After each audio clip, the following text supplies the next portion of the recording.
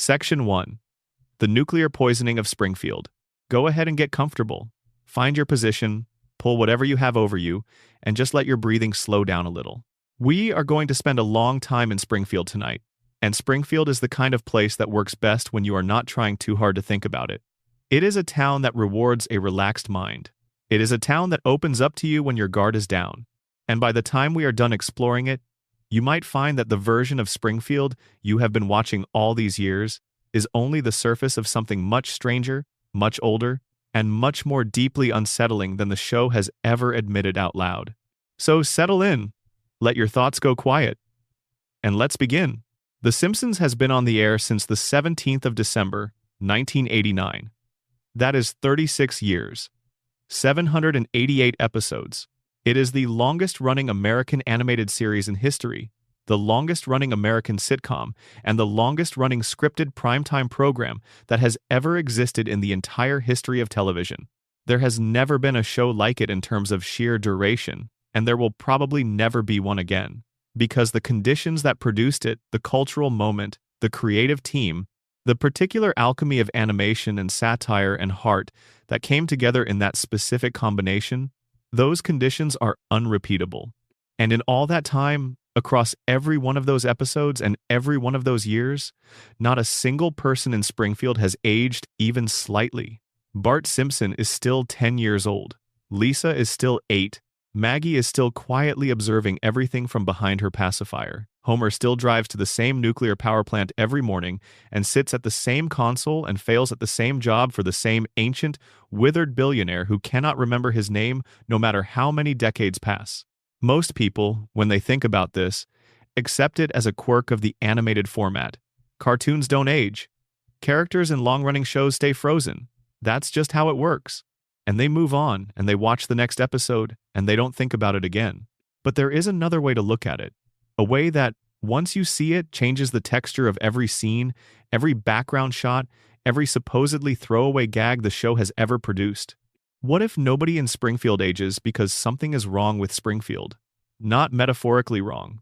Not wrong in the way that a satire is wrong about the things it is satirizing. Fundamentally, physically, biologically wrong.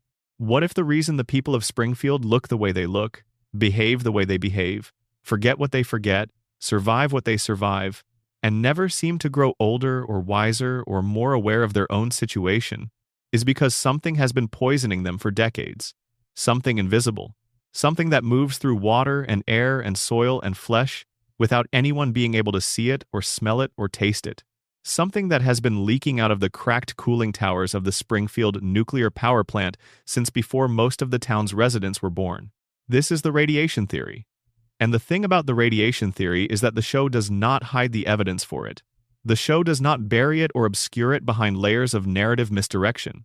The show places the evidence directly in front of you, in episode after episode, decade after decade, and trusts that you will do what every resident of Springfield does with uncomfortable information. Nothing. Let's start from the beginning of what we actually know. The established, unambiguous canonical facts about the Springfield nuclear power plant. It is a 2-unit pressurized water reactor facility. It is owned and operated by Charles Montgomery Burns. It provides essentially all of the electrical power for the town of Springfield and the surrounding area. And it is, by any reasonable standard of industrial safety, one of the most catastrophically dangerous workplaces in the history of fiction. A surprise safety inspection, the kind that happens when regulatory authorities show up without warning and start counting violations, found 342 separate safety infractions at the plant. 342. The inspectors did not run out of violations to find.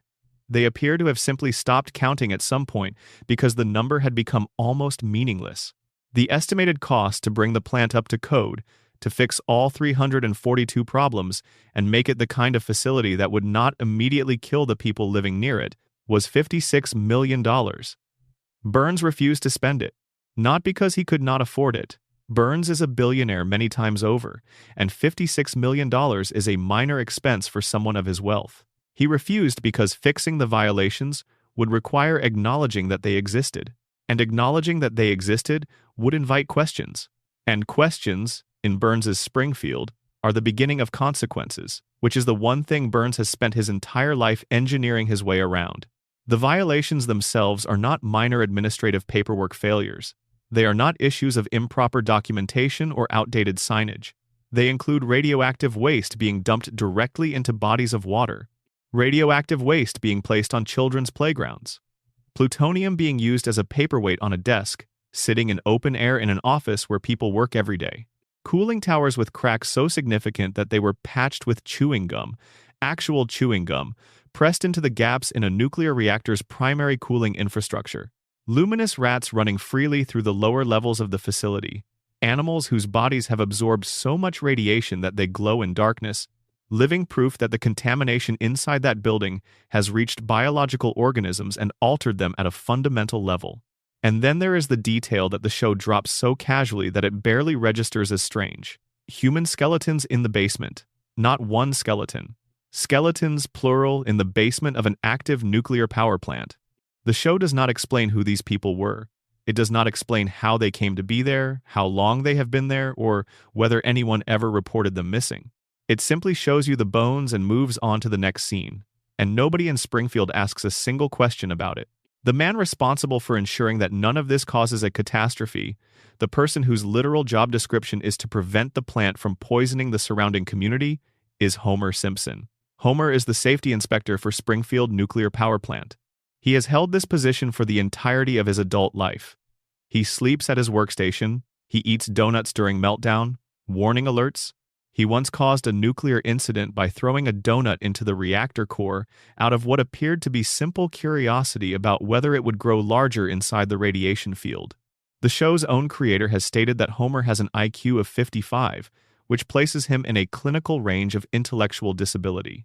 An episode in the show's 12th season reveals that Homer's cognitive function has been physically reduced by a crayon that has been lodged in his brain since childhood, pressing against neural tissue and suppressing his intellectual capacity in ways that doctors apparently never detected. This is the person standing between Springfield and radioactive catastrophe. He has been standing there for over 3 decades. Now here is where the theory develops its teeth. The very first visible mutant in Springfield's story appears in the show's 2nd season. His name is Blinky. He is a fish. He was pulled from a river that runs near the power plant, and he has 3 eyes. Not 2, the standard biological arrangement for fish. 3, a 3rd eye growing from the center of his forehead, fully developed, functional looking, the product of what can only be described as a significant biological alteration caused by something in the water he was living in. Blinky becomes national news within the show. A candidate running for governor of Springfield State uses the fish as evidence that Burns is poisoning the local environment. Burns is forced to eat Blinky on live television to demonstrate that the fish is harmless. He eats the fish. The audience watches. And Springfield shrugs and moves on. Nobody conducts a follow-up study of the river. Nobody tests the water for contamination. Nobody asks the obvious question. The one that should be on the lips of every resident of every house that sits near that river and draws from its water table. If the fish have 3 eyes, what is happening to the people who drink from the same source? The answer has been embedded in the show since its 8th season, in an episode called The Springfield Files. Homer, walking home through the woods near Springfield one evening, sees what he believes is an alien, a glowing, luminous creature moving through the trees, with an unsettling, weightless gait, radiating visible light from its entire body. The town panics. FBI agents are called in. The episode builds toward a dramatic reveal about what Homer really saw out there in the dark. The creature is not an alien. It is Mr. Burns. Burns has been undergoing a weekly medical treatment so intensive, so chemically and radiologically aggressive, that it causes his entire body to emit a visible green glow for a period after each session. The treatments are what keeps him alive. Without them, according to the show's own internal logic, Burns would be dead within a week. With them, he is granted 7 more days of existence. Then he must return for another dose. The regimen is so extreme that after each treatment session, Burns wanders out of the medical facility in a dazed, euphoric state, stumbling through the surrounding woodland like something that no longer entirely belongs to the natural world. He glows in the dark. That is not a figure of speech. Charles Montgomery Burns is so saturated with radiation and radiation-derived treatments that his body emits visible light. And the people of Springfield, upon seeing this glowing figure moving through the trees near their town, do not think of radiation. They do not think of the power plant. They do not think of the cracked cooling towers or the luminous rats or the three-eyed fish. Their first instinct, their immediate collective conclusion, is that it must be an alien from outer space. That is how deeply embedded the denial runs in Springfield's population. Even with a glowing man stumbling through the woods behind their houses, the connection to the nuclear facility that dominates their skyline does not occur to them. In the Simpsons movie, the accumulated evidence becomes impossible to ignore at a narrative level.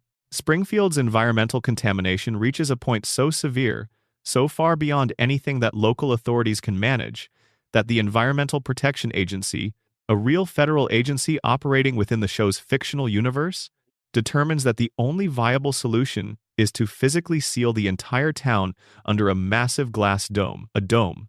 The United States government looks at Springfield, assesses the level of contamination, and concludes that the most appropriate response is to quarantine the entire community from the rest of the country to prevent its pollution from spreading outward.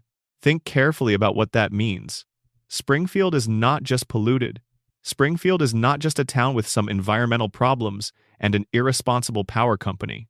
Springfield is classified as an environmental hazard at the federal level, a contamination zone so severe that it requires physical containment to prevent it from infecting adjacent regions. The dome is the government's solution because the government has assessed Springfield and determined that normal remediation is insufficient. The town itself, the air inside it, the water beneath it, the soil around it, is the problem. And all the residents, every person who has been drinking that water and breathing that air and living downwind of those cracked cooling towers for their entire lives, they are all still inside the dome when it goes up. Now look at the residents themselves. Look at them with fresh eyes, not as cartoon characters in an animated show, but as a population of people living inside a contaminated zone, and study what the contamination appears to have done to their bodies. Homer Simpson has a skull shape that does not correspond to any known human anatomy. His eyes bulge outward in a way that suggests significant pressure behind the orbital sockets. He has 4 fingers on each hand, which is not standard human biology. His intellectual capacity, as established by the show's own canon, sits at a level that would be considered a clinical disability in any real-world diagnostic setting. His body's ability to absorb physical trauma is, by any biological standard, impossible. Homer has been shot, electrocuted, fallen from significant heights, been struck by vehicles, been caught in explosions, consumed substances that would be fatal to a normal person, and he recovers from all of it with a speed and completeness that no real human biology could support. He has an almost superhuman pain tolerance and a healing rate that is simply not possible within normal human physiology. He has also spent his entire adult working life in direct proximity to an active reactor core. Marge Simpson has the same bulging eyes, the same 4-fingered hands, and hair that defies the physical properties of human keratin. It grows straight upward in a rigid tower, maintaining exactly the same shape for 36 years without any apparent product or support structure. Marge herself was briefly employed at the nuclear plant during the show's run. She worked inside the same facility with the same 342 violations and the same leaking radiation exposure that Homer has experienced throughout his career. Their children, Bart, Lisa, and Maggie, were all born after both parents had already been living in Springfield's contaminated environment for years.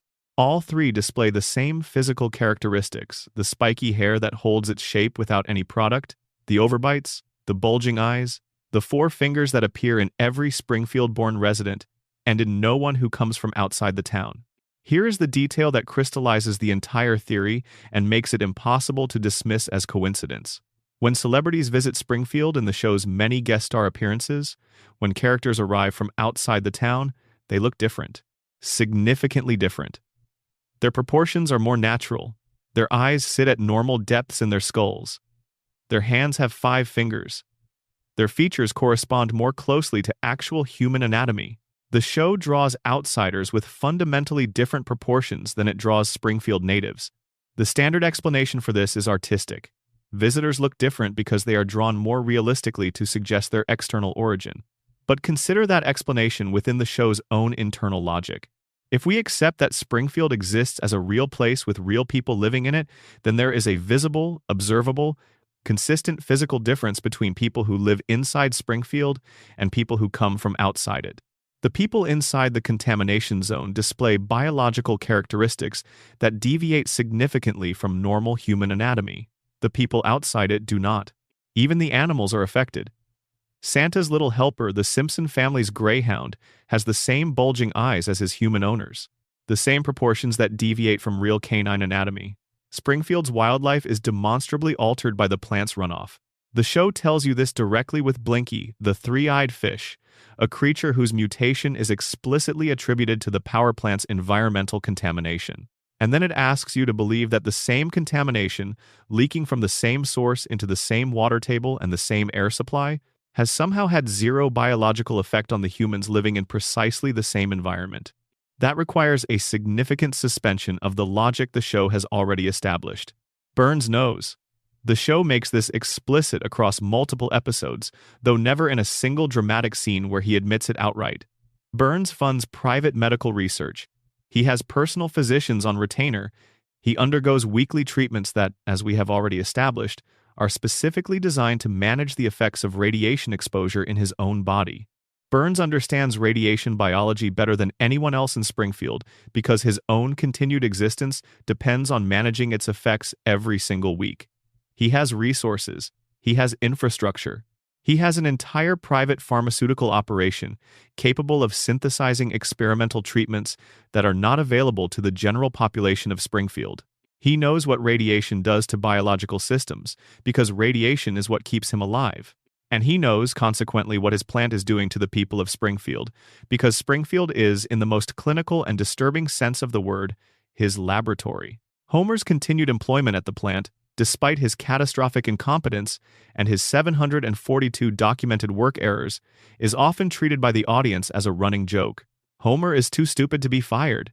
Burns is too oblivious to notice how bad Homer actually is. It is a comic situation, but there is a more unsettling reading. When German investors briefly purchased the plant during one story arc, the first thing they did was let Homer go. A competent management team assessed the workforce and identified Homer as a liability within hours of taking control. The second thing they did was commission a full assessment of what it would cost to bring the facility up to code. The estimate nearly drove them to bankruptcy. They sold the plant back to Burns almost immediately, and Burns rehired Homer within days. A safety inspector who actually knew what he was doing, who showed up every morning and performed competent safety assessments and filed accurate reports and flagged the violations that needed to be addressed, would have that plant shut down within a week. Homer ensures the violations continue, not through malice, but through a combination of cognitive limitation, distraction, and the deep structural incapacity to understand what he is looking at, even when it is directly in front of him. The radiation keeps leaking. The water stays contaminated. Burns maintains his monopoly over Springfield's power, its economy, and by extension, its population. A population that the theory suggests may be too cognitively impaired by decades of radiation exposure to understand what is happening to them. There is a sequence in the show that illustrates this point with startling clarity. In the 12th season, it is revealed that Homer once had the crayon removed from his brain by a doctor. With the crayon gone, his IQ skyrocketed to what the show describes as genius level. Homer became articulate, perceptive, capable of processing complex information and understanding the world around him in a way he had never been able to before. He saw Springfield for what it was. He saw his job. He saw the architecture of his own life clearly for the first time, and it made him miserable beyond endurance. The clarity was worse than the fog. Seeing everything meant having to reckon with everything. So Homer had the crayon reinserted. He chose, deliberately, to return to the cognitive fog. He chose not to know. But here is the question that the show never asks in that episode, the question that the crayon story raises and then quietly moves away from. How does a crayon get lodged in a child's brain without anyone noticing? How does Homer pass through an entire childhood, an entire adolescence, years of adult life, visiting doctors in Springfield for various ailments and checkups, and not a single medical professional ever detects a foreign object in his skull? Either the medical establishment in Springfield is so catastrophically incompetent that it misses what any basic neurological scan would reveal, or it is not incompetent at all. Or someone in the Springfield medical community knew the crayon was there and chose to leave it where it was. If Burns's influence extends into the healthcare infrastructure of the town he essentially owns, then the question of whether Homer's crayon was an accident or a management decision becomes genuinely troubling. The radiation theory does not explain one isolated mystery about The Simpsons and then leave the rest alone. It explains all of them, simultaneously, from the same source. The characters don't age because their mutated biology has been altered at the cellular level in ways that interfere with normal biological aging processes. The town resets after catastrophic events because the population's memory function has been compromised by decades of neurological damage, making collective forgetting a feature rather than a flaw. Homer survives injuries that should kill him because his body has adapted to radiation exposure in ways that make him nearly indestructible, but leave his cognition devastated.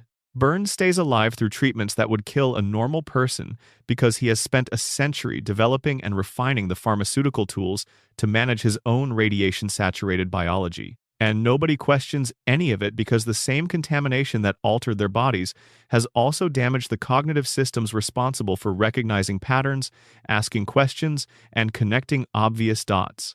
Springfield is not a quirky cartoon town full of eccentric characters and funny situations. Springfield is a contamination zone. Its residents are not eccentric, they are symptomatic. Every yellow face, every four-fingered hand, every impossible recovery from a fatal injury, every catastrophe forgotten by the next episode, every mystery that gets introduced and never resolved, all of it traces back to the same source. The cracked cooling towers of the Springfield nuclear power plant, leaking the same invisible contamination into the same water supply, sustaining the same cognitively damaged population that has been drinking from that source for generations and will keep drinking from it for as long as Burns keeps the plant running, which, if the treatments hold, will be forever. Drop a comment telling me what time it is where you are and where in the world you're watching from, and if you haven't subscribed yet, now's a good moment. It helps more than you know. Now, let's keep going. Number Section 2. Homer's Coma, the Dream That Never Ended. Keep your eyes closed if they are drifting. We are not going anywhere. Springfield will wait for us. It always does. That is, as we are about to discover, perhaps the most disturbing thing about it. What if everything we just discussed about Springfield, the radiation, the mutations, the contamination, the impossible biology, the cognitive impairment, the endless reset, what if all of it is real, but only inside the mind of a man who has been unconscious since 1993? What if the show we have been watching for the last 3 decades is not a cartoon about a dysfunctional family in a polluted town, but a dream? A dream generated by a dying man in a hospital bed, a man who went under on a Tuesday in April and never came back up, whose unconscious mind has been running a simulation of his own life for 32 years, getting stranger and more surreal as the brain that powers it slowly deteriorates? This is the Homer coma theory. It is the most discussed, most debated, most internally consistent fan theory in the history of The Simpsons. And the evidence for it is not flimsy. It is woven into the fabric of the show itself, embedded in specific episodes, specific dates, specific narrative shifts that align with unsettling precision.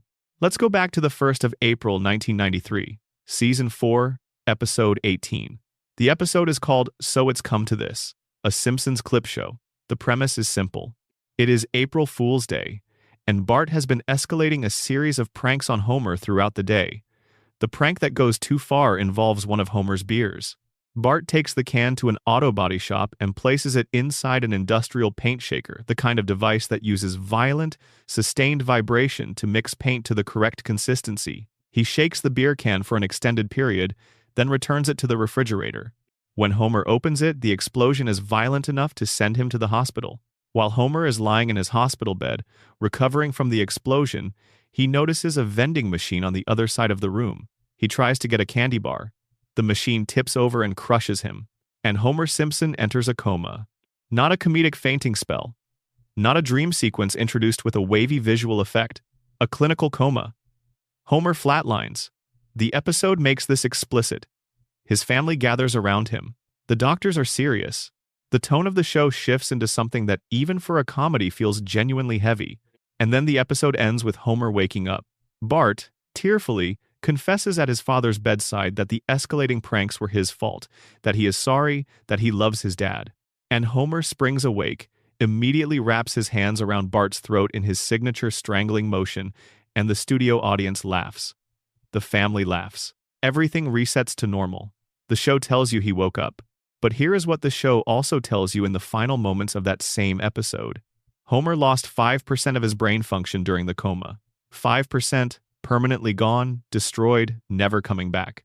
That is the last piece of information the episode gives you before the credits roll.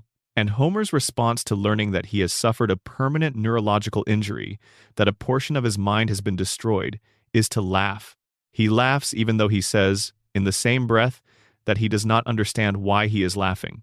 The family finds this charming. The show finds it funny. Nobody finds it alarming. The episode ends. Season 4 continues. 32 more seasons follow, and the show never addresses that 5% again. Unless Homer never actually woke up at all. The basic premise of the coma theory, first articulated in a widely circulated Reddit post by a user called Hard Topic, name, is this. Homer did not regain consciousness in April 1993. Everything that has aired since that episode, every storyline, every character arc, every celebrity guest appearance, every impossible event, every absurd adventure, every emotional moment is a dream. A sustained, continuous dream generated by the deteriorating mind of a man lying in a hospital bed in Springfield General, surrounded by his family, slowly losing brain function while his unconscious mind runs a simulation of the life he is no longer actually living. The evidence accumulates in a way that is genuinely difficult to dismiss once you have seen it laid out. Consider the tonal shift in the show across its run. Before the coma episode, The Simpsons was grounded in a way that is easy to forget now, but was significant at the time. It was a cartoon, yes, and it was always satirical, always heightened, always willing to bend reality for a joke. But the stories it told were rooted in recognizable domestic experience. Homer tries to stop drinking. Marge considers whether she might be happier without her marriage. Lisa develops an intense crush on a substitute teacher and has to navigate the particular sadness of that kind of adolescent feeling. Bart struggles with his grades and faces the real possibility of being held back a year, with all the social shame that would involve. These are everyday family problems told through the lens of cartoon satire, but they are grounded in the texture of real life. Financial stress, marital tension, childhood anxiety, parental inadequacy. The show's emotional core was built on situations that actual families experience. After the coma, the shift is dramatic enough that even casual viewers who have never encountered the coma theory have commented on it. The show changes. It becomes something different. Homer goes to space. He joins a secret society. He meets multiple sitting presidents. He discovers his mother is a fugitive radical.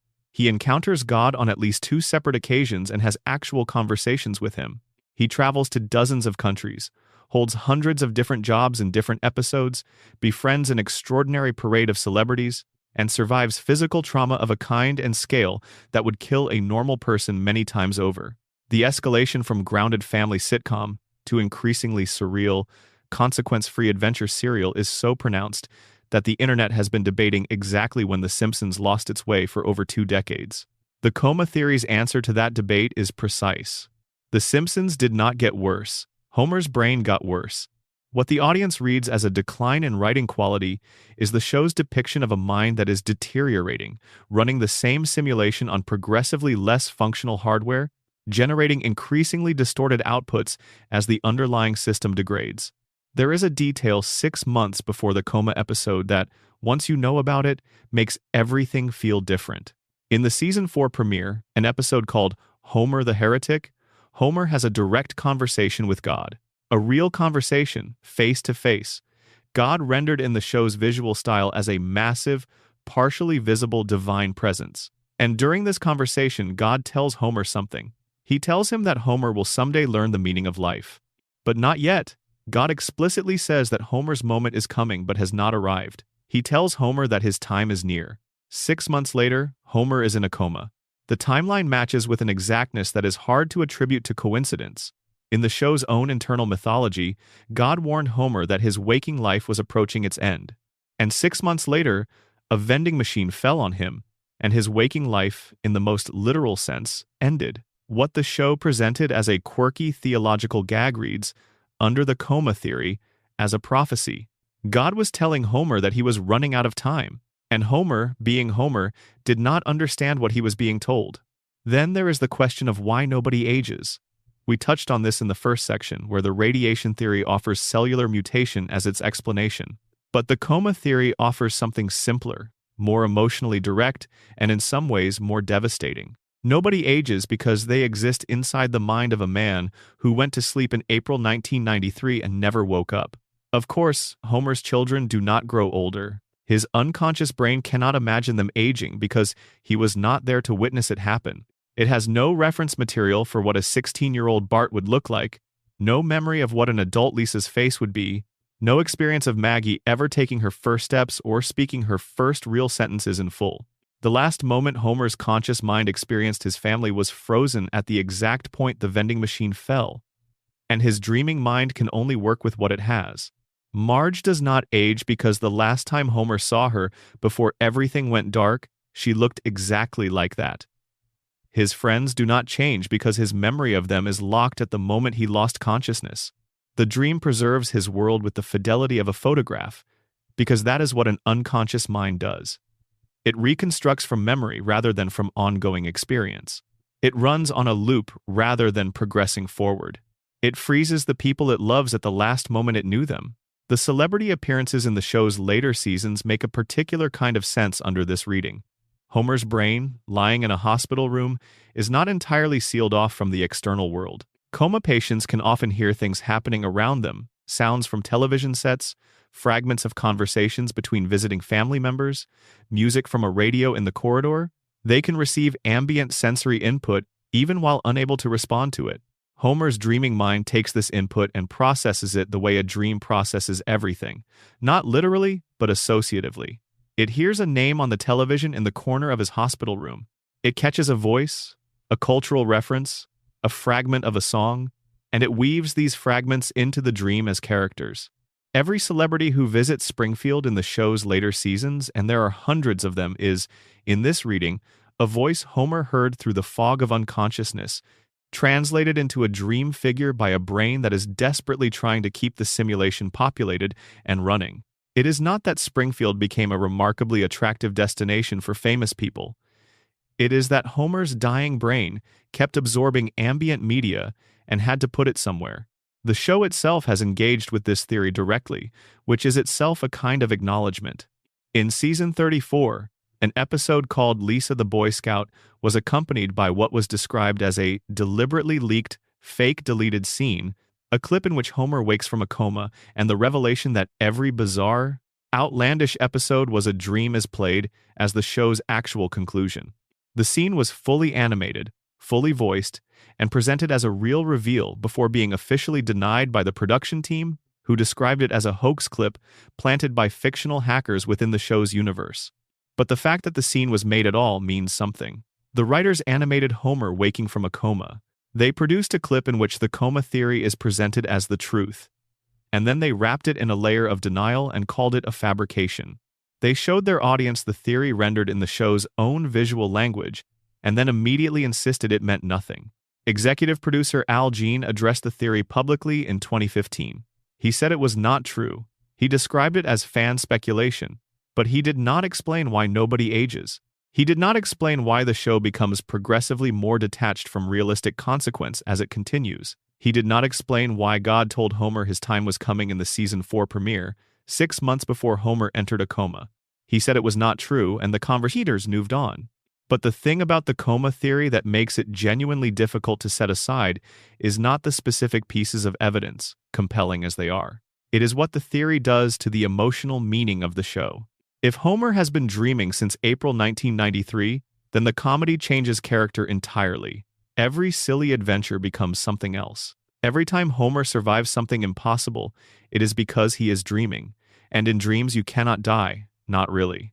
Every time the show resets between episodes, with no continuity carrying forward, it is because dreams do not maintain continuity the way conscious experience does. They cycle, they repeat, they begin fresh without carrying the weight of what came before. Every time a catastrophe is forgotten by the next episode, it is not lazy writing or a cartoon convention. It is the natural behavior of an unconscious mind that does not hold memory the way a waking brain does. And at the center of all of it is the wish. The single, simple, heartbreaking wish that drives every episode of The Dream. Homer wants his family. That is the whole of it. He wants Marge to still love him. He wants Bart to still be his mischievous 10-year-old boy. He wants Lisa still playing her saxophone in her room at night. He wants Maggie still small enough to fit in his arms. He wants the house on Evergreen Terrace. He wants Friday evenings with the television on and the family on the couch and the beer cold and nobody going anywhere. In the coma, he gets all of it. The Dream gives him everything he wants. His children, frozen at the ages he last knew them. His wife, patient and present, never leaving. His life, cycling through adventures and misadventures and resets, always returning to the same house, the same couch, the same family at the end of every episode. The coma is not a nightmare. Under this reading, it is the only version of paradise a man like Homer Simpson could ever really want. Not gold cities or angelic choirs, just the house, just the family, just the knowledge that when he comes home tonight, they will be there.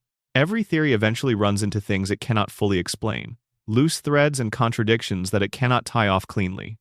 The coma theory is no exception. There are episodes that seem to work against it, moments where the show's internal logic resists the dream reading.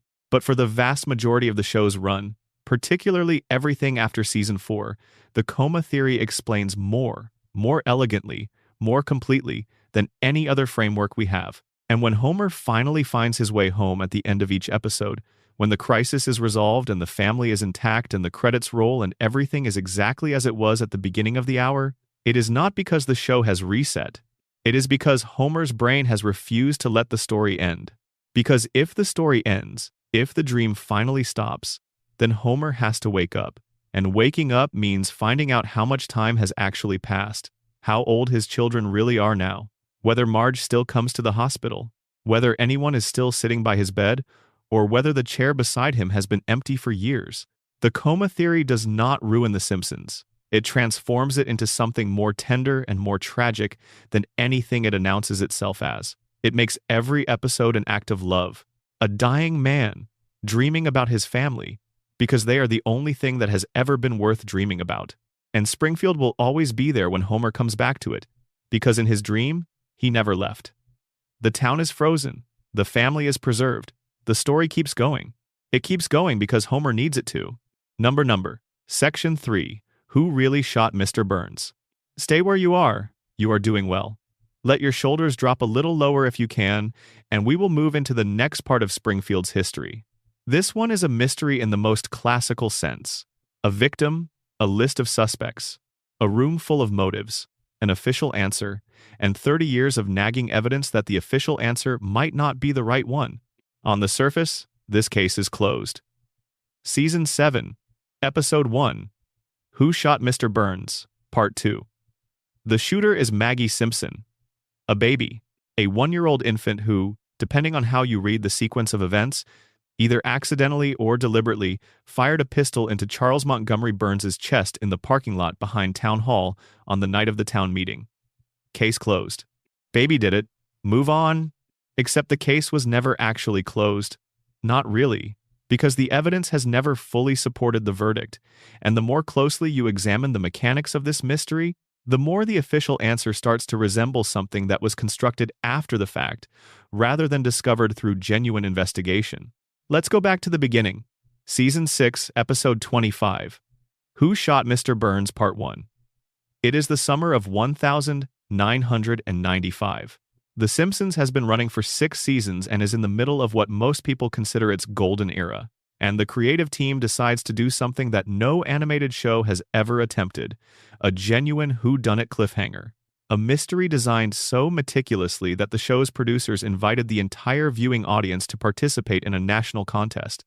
Submit your best guess for who pulled the trigger. The winner would be animated into a future episode of the show. Fox promoted the event like a cultural happening. America's Most Wanted produced a tie-in special called Springfield's Most Wanted, treating the fictional crime as a real unsolved case. The Simpsons was not just a television show that summer. It was a puzzle, and everyone was invited to solve it. The puzzle had a clear premise. Mr. Burns had gone too far. In the weeks leading up to the shooting, Burns had systematically dismantled the lives of virtually everyone in Springfield. He stole an oil well from beneath Springfield Elementary, draining revenue that the school had been counting on. He shut down Moe's Tavern by financially destroying its owner. He created a geological collapse that took out the Springfield retirement castle.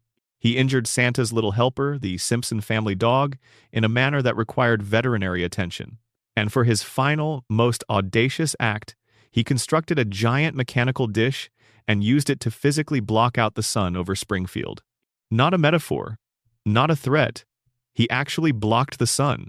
His stated goal was to force every resident of Springfield to purchase their electricity from his plant, since the town could no longer generate solar power.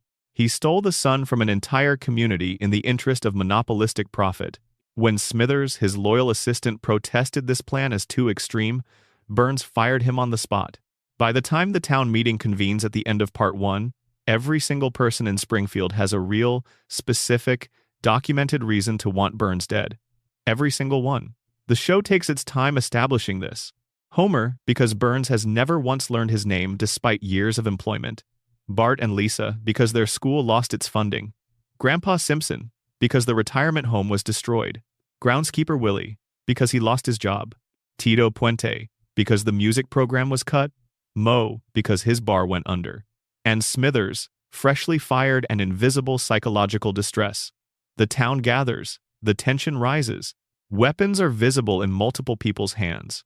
Burns collapses with a single gunshot wound. He staggers out of the building, falls onto the town's sundial, and his hands land on two specific letters, W and S. Or, from Burns's own perspective looking outward, M and S. He is carried away by ambulance. The screen goes dark. America waits an entire summer. In Part 2, the investigation plays out like a comedic procedural that nonetheless takes the mystery seriously as a structural exercise. Chief Wiggum and the Springfield police make their way through the suspects. Smithers immediately confesses, but his confession unravels when it becomes clear that he was blackout drunk on the night in question, and the incident he actually committed was shooting old Jasper in his wooden leg. Not Burns, not in the same location, not the same crime. Suspects are eliminated one by one. Principal Skinner has an alibi. Moe has an alibi. Tito Puente has what the show presents as the greatest alibi in television history, a full musical number demonstrating that he channeled his rage into artistic creation rather than violence. The investigation stalls until a key piece of physical evidence surfaces, an eyelash on Burns's suit. DNA analysis places it as belonging to a Simpson. Fingerprints on the recovered gun match Homer. The evidence points clearly in his direction, and the motive is obvious. Burns has treated Homer with contemptuous disregard for decades, never once learning the name of a man who shows up to work for him every day, and Homer has reached a documented breaking point over it. He is arrested. He is on the verge of conviction. Burns wakes from his coma. He looks around the hospital room, and he identifies the shooter as Maggie Simpson, Baby Maggie. According to his account, he encountered her in the parking lot after the town meeting. He attempted to take her lollipop. In the struggle, his own gun, which he had been carrying in a holster, fell to the ground. Maggie picked it up. The gun discharged. Burns was shot with his own weapon. The investigation closes. The case is declared solved. Now let's look at the problems. The first and most significant problem involves the national contest. Fox invited viewers to submit their guesses. Thousands of entries were submitted. The show's producers looked at a randomly selected sample of those entries and, according to the DVD commentary for the episodes, could not find a single correct guess in the sample. Nobody won. The prize was awarded to a randomly selected entrant who had not identified the correct shooter, and that person received a cash payment instead of the promised animation appearance because they did not have the right answer. The producers did acknowledge awareness of one person, who had posted the correct answer to a Simpsons newsgroup online on the night Part 1 aired. But this person was using a college internet account that had been deactivated by the time the contest ended. The producers tried to find them. They failed. An open invitation for this person to come forward was included in the DVD release, and as far as anyone publicly knows, they never did. This is worth sitting with for a moment. The show designed a mystery, explicitly told its audience that the mystery was solvable from the clues provided in Part 1, built a national contest around that premise, and then when the answer was revealed, essentially nobody in a large sample of entries had solved it.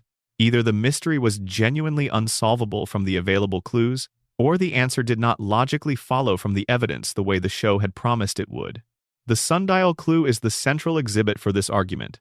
Burns falls and his hands land on the letters W and S, which from his perspective read as M and S Maggie Simpson.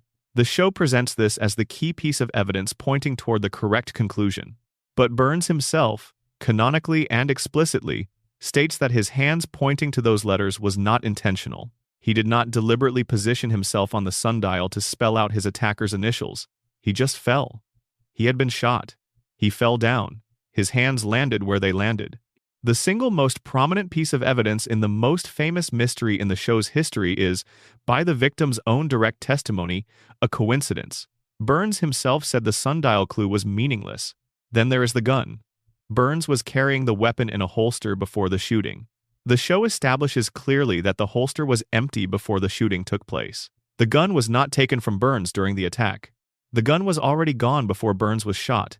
Whoever shot Burns used his own weapon, which means the shooter was someone who acquired the gun before the attack and carried it into the encounter. The shot was fired with Burns's own pistol, which had gone missing from his person at some point before the confrontation in the parking lot. This is significant because it changes the profile of the shooter. Many of the suspects at the town meeting were carrying their own weapons. They came prepared, they came angry enough to consider violence, and they brought means. The person who shot Burns did not bring a gun. They ended up with Burns's gun. This suggests either that the shooter encountered Burns before the parking lot confrontation and took the weapon, or that they came upon it by chance after it fell, which is the version of events that Burns describes in Maggie's case.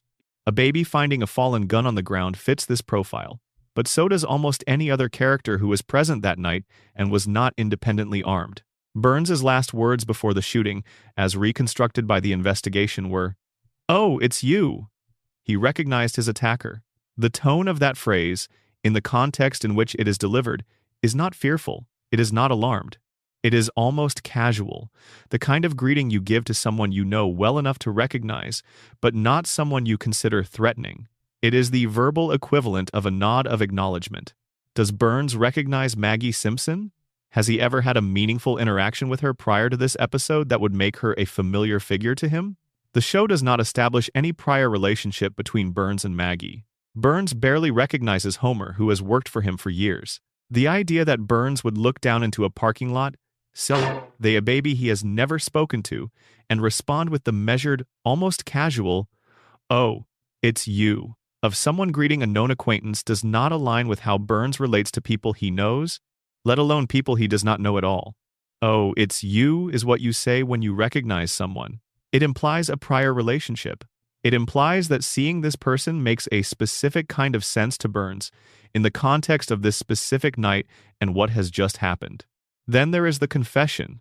In season 18, Homer states that he was actually the one who shot Mr. Burns. He says it out loud, on camera, in a context where the statement is not set up as a joke or a delusion. Nobody investigates. Nobody reopens the case. Homer confesses to the attempted murder of the richest man in Springfield, and the show treats it as a throwaway moment that the narrative does not pursue. Either Homer is lying for attention, which is absolutely within his character, or the original verdict was wrong. And if Homer did it, if the fingerprints on the gun were there because Homer pulled the trigger, then Maggie was framed. Not maliciously, perhaps, not as part of a deliberate conspiracy, but a baby was identified as the responsible party for a crime that she may not have committed, and she was identified because she was convenient. Chief Wiggum's own words seal this reading. No jury in the world would convict a baby, he says. Possibly not even in Texas. The investigation ends not because justice was served, but because the person who was identified as responsible was immune to consequences. Maggie was the perfect conclusion to the investigation. She could not be prosecuted. She could not stand trial. She could not explain herself or deny the accusation. She would never be punished. And the case would close. Whether she actually pulled the trigger or not, she was the outcome that allowed everyone to walk away. The alternate endings complicate the official verdict further. A complete alternate conclusion was animated, in which Smithers is revealed as the actual shooter. Fully produced, fully voiced, complete. This version was shown to audiences in a clip show episode hosted by Troy McClure, who dismisses it by explaining that it could not be real because all the Simpson DNA evidence would have to be ignored, which would be, in his words, downright nutty. This dismissal is a direct reference to the O.J. Simpson trial, which had just concluded when the episode aired a high-profile case in which a jury had reached a verdict despite substantial DNA evidence pointing in another direction. The show is winking at you. It is explicitly invoking a real-world case in which physical evidence was set aside. It is telling you that ignoring DNA happens. It is telling you that official verdicts and physical evidence do not always align. And it is doing this in the same breath as it dismisses an alternate version of its own mystery. An early draft of the episode had Barney Gumble as the shooter. The writers considered this seriously enough to include it in the scripting process. It was abandoned. The point is that the answer was not predetermined by the clues. The clues were adjusted to fit whichever answer the writers eventually settled on. The mystery was reverse-engineered rather than built from the ground up with a fixed solution. And consider the broader question that the official narrative leaves unanswered. Burns had just stolen the sun from an entire town. He had systematically destroyed the livelihoods and homes of dozens of people. A room full of Springfield residents had gathered with documented grievances and visible weapons. This is a population that, as the show has repeatedly demonstrated, forms mobs and engages in collective violence over matters considerably less significant than having the sun blocked from the sky. They once destroyed their own city hall over a misunderstanding involving a bear. But when Burns commits the single most extreme act of communal harm in the show's history, only one person fires a weapon. Either Springfield's population was, on this specific night, exercising a level of restraint entirely inconsistent with their established behavioral patterns, or the shooting was not as spontaneous as the official account suggests. Someone planned it, or at least someone acted on something more deliberate than the random accident Burns describes. The final shot of Part 2 shows Maggie alone in an empty room. She looks around carefully, checking that nobody is watching. Then she moves her pacifier in a gesture that mimics pulling a trigger. The show presents this as confirmation. She knows what she did. She is recreating the act, but this reading requires you to accept that a 1-year-old infant not only pulled a trigger deliberately, but also possesses the awareness and social cognition to understand that the act needs to be concealed, to wait until the room is empty, and to reenact it in private, which actually circles back to everything we said about Maggie's intelligence and which we will return to at length. Alternatively, a baby is imitating something she witnessed. She saw someone shoot Mr. Burns. Her brain, which absorbs behavioral patterns through observation and mimicry the way infant brains do, is replaying the action she observed. She is not confessing. She is remembering. The greatest mystery in the history of The Simpsons was never really solved. The case was closed.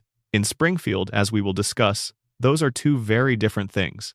And every time you watch that episode and see Burns wake up in his hospital bed and point his trembling finger at Maggie, it is worth remembering that he is a man who just regained consciousness after a near-fatal shooting, who cannot remember the name of his own employee of many years, who has a demonstrated inability to accurately identify people he encounters with any regularity. He was not a reliable witness. He was the only witness. And the conclusion his testimony produced was, conveniently, the only conclusion that allowed Springfield to move on without charging anyone with a crime. The case is closed. Whether the right person is responsible for it is another matter entirely.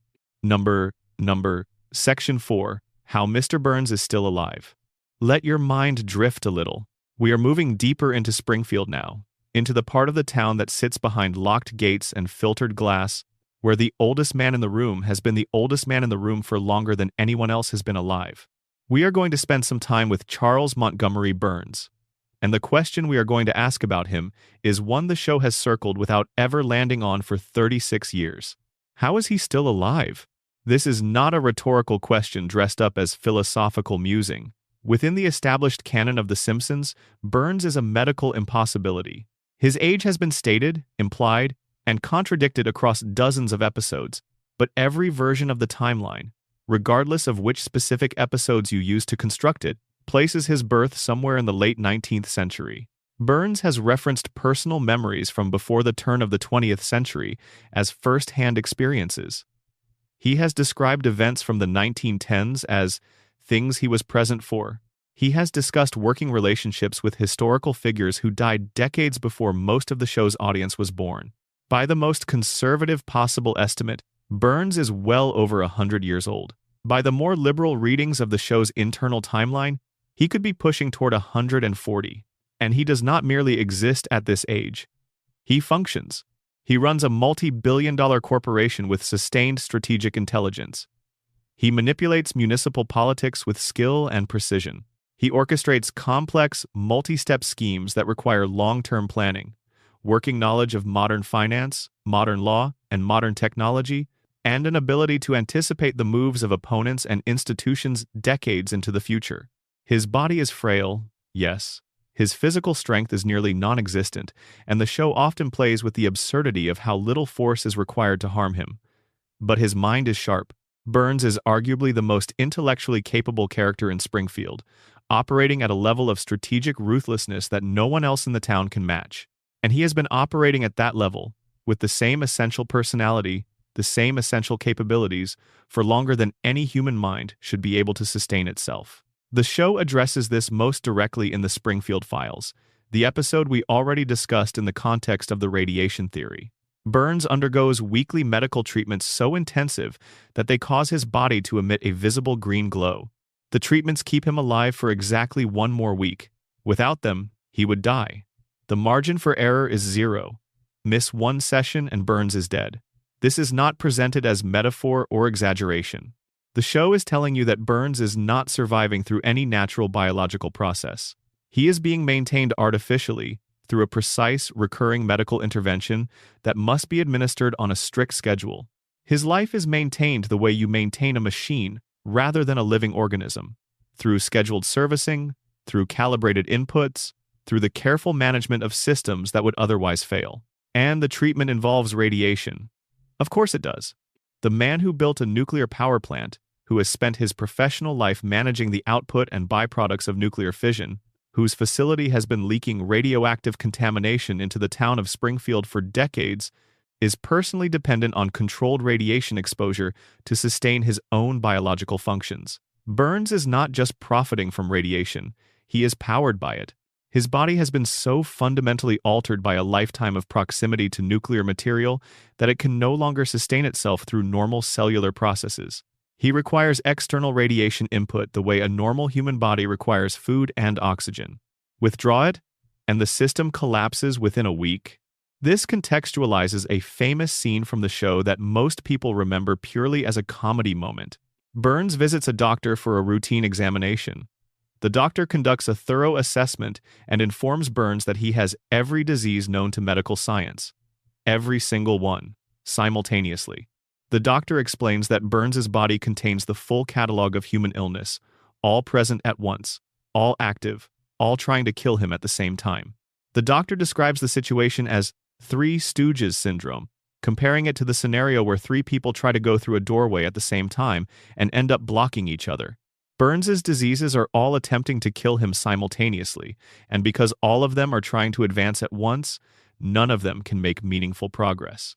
They cancel each other out, existing in a state of perfect biological gridlock. The doctor's conclusion is that Burns is technically the sickest man in the United States, but is, paradoxically, almost functionally indestructible because every disease that should kill him is being blocked by every other disease that should also kill him. It is one of the most quoted scenes in the show's run, but under the radiation theory, under the framework of Burns's artificial biological maintenance, it becomes something other than a comedy bit. Burns's body is not maintaining this equilibrium through any natural process. The weekly radiation treatments are calibrating it. They are not curing any of his diseases. They are managing them, keeping every illness precisely balanced against every other illness, preventing any single condition from gaining dominance over the others and breaking through to finish him off. The treatments are doing to Burns's biology what a nuclear plant operator does to a reactor, adjusting variables in real time to maintain a controlled, stable output and prevent any single element from cascading into catastrophic failure. Smithers, in this context, is not merely a loyal assistant. He is Burns's life support system. Smithers manages Burns's schedule with a precision and dedication that goes far beyond professional devotion. He ensures that Burns makes every weekly appointment. He monitors Burns's physical state continuously. He responds to changes in Burns's condition with the vigilance of someone who understands, at a technical level, exactly what will happen if his attention lapses. The show has repeatedly established that without Smithers, Burns would be helpless. Not emotionally helpless, though that is also true. Physically helpless? Clinically helpless, without Smithers managing the treatment protocol, Burns would miss a dose, the equilibrium would break, and every disease in his body would surge forward simultaneously. Smithers knows this. His devotion to Burns is not purely emotional, though the emotional component is also real. It is grounded in the knowledge that his continued presence is the only thing standing between Burns and a very swift, very comprehensive biological collapse. Smithers is the one person on Earth who fully understands the system keeping Burns alive, and he is therefore the one person on Earth without whom Burns cannot survive. That is the foundation of their relationship, beneath all the comedy and the emotional complexity. Burns's connection to historical events adds another dimension to the immortality question that the show hints at without ever fully developing. Burns has described personal involvement in events spanning over a century. He attended Yale. He served in some capacity during World War II, though his role was, by his own admission, morally ambiguous at best. He knew Howard Hughes. He has referenced the Gilded Age not as distant history but as a period he personally experienced. He once stole a $1 trillion bill from the United States government during the wartime era and kept it hidden for decades. His family wealth, the Burns dynasty, predates the Industrial Revolution. The Burns family tree, as the show has sketched it across various episodes, extends back centuries, representing one of the oldest, continuously powerful lineages in American history. The kind of wealth that has been maintained across that many generations, that has survived wars and economic collapses and political upheavals and the general entropy that dissolves most dynasties within 2 or 3 generations, does not persist through luck or even through particularly brilliant individual management. It requires systems. It requires infrastructure. It requires mechanisms of preservation that operate beyond the lifespan of any single individual. Burns inherited not just money but a machine designed to protect and extend power, regardless of what happens to the person at its center. And the question the show gestures toward without answering is whether Burns is unique in his longevity or whether his family has always found methods of extending lifespan beyond normal human limits. If the Burns dynasty has maintained continuous power for centuries, and if the current Burns has been alive for well over a century through artificial means, is it possible that previous figures in the Burns line used other methods before nuclear radiation, before modern pharmaceutical science, before any of the technology that currently sustains Burns? Did the family use other approaches, other systems, other arrangements to ensure that the dynasty never had to face the natural limits of any individual life? The show does not answer this, but it does establish, repeatedly and consistently, that the Burns family has been in control of its fortune for longer than most American institutions have existed. And that kind of continuity does not happen through normal generational succession. It requires either extraordinary fortune across every generation statistically implausible or the kind of deliberate, engineered measures that Burns is currently employing in his own body. Burns's relationship with death itself is worth examining through this lens. He has come closer to dying than virtually any other character in the show's run. He has been shot, he has been hospitalized repeatedly. He has collapsed, fallen, been attacked, been abandoned in the wilderness, been exposed to conditions that should have ended his life many times over. Every time, he comes back. But not the way Homer comes back from his own injuries, through some combination of cartoon resilience and the show's general indifference to physical consequence. Burns comes back through infrastructure, through money, through the machinery of institutional wealth that ensures, no matter what condition his body ends up in, there will always be sufficient resources to address it. Homer's survival is passive. He endures damage and the show moves on. Burns's survival is engineered. Every dollar he has spent on private medical research, every doctor he has retained, every politician he has bought who might otherwise regulate his facility into closure, every journalist he has silenced who might otherwise raise questions about what the plant is doing to the surrounding population, all of it serves the same ultimate purpose: keep Burns alive. Keep the treatments coming. Keep the diseases balanced. Keep the reactor running. The most unsettling element of the Burns immortality theory is not what it says about Burns. It is what it says about Springfield's relationship to him. The town's economy depends on the power plant. The power plant depends on Burns's continued management. Burns depends on a treatment regimen that only his wealth can sustain. It is a closed, self-reinforcing loop. The man, the machine, and the money feed each other in a cycle that has no natural terminus. Springfield cannot kill Burns, because Springfield cannot survive without him.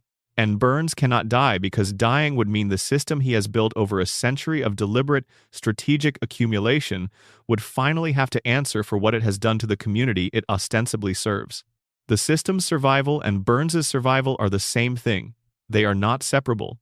To end one is to end the other, and neither the system nor Burns has any intention of allowing that to happen. Burns is the oldest man in Springfield. He may be the oldest man in America. He is kept alive by weekly radiation treatments that exist nowhere else on Earth, sustained by a fortune so old it predates the nation he operates within, protected by an assistant whose devotion is, at its core, a medical necessity, and surrounded by a population too cognitively compromised by his plant's output to ask why their employer remembers the Spanish-American War as a personal experience. He is not immortal. Immortality implies an absence of death as a possibility. Burns is something different. Burns is too expensive to die. The wealth he controls, the infrastructure he has built, the web of dependencies and arrangements and loyalties that surround him, all of it exists to prevent his death. And as long as the treatments are administered on schedule, as long as Smithers shows up every week and manages the protocol, as long as Springfield keeps buying electricity from the plant, and the plant keeps generating revenue, and the revenue keeps funding the medical operation, Burns will keep going. He will keep going because the alternative is that everything he built finally comes to terms with what it is. And empires, as Burns has understood for over a century, do not allow themselves to have those kinds of conversations. Section 5. The Principal and the Pauper Springfield's Machinery of Denial. Let yourself sink a little further into wherever you are resting. What we are about to discuss is one of the most controversial episodes in the history of this show, and one of the most misunderstood. Fans have called it the worst episode of The Simpsons ever made. Critics have called it the moment the show stopped caring about its own continuity. Harry Shearer, the voice of the man at the center of it all, publicly expressed his displeasure. For decades, it has been cited as Exhibit A in the case against the show's later seasons, the moment everything went wrong. But there is another way to read it. A way that turns one of the most despised episodes in the show's history into the most important one. Because it is the only episode that shows you, in direct and unmistakable terms, exactly how Springfield works. Not the surface of Springfield, not the cartoon version, but the mechanism underneath. The infrastructure that makes every reset possible, every catastrophe forgettable, every impossible thing sustainable. The episode does not break The Simpsons. It diagnoses it. Season 9, Episode 2.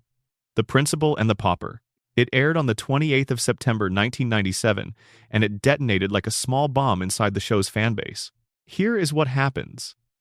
Springfield Elementary holds an event honoring Principal Seymour Skinner's 20 years of service to the school. In the middle of the celebration, a stranger walks into the room. A man no one recognizes. He introduces himself as Sergeant Seymour Skinner, the real Seymour Skinner. A decorated Vietnam War veteran who was believed dead after being captured as a prisoner of war in Southeast Asia. He survived.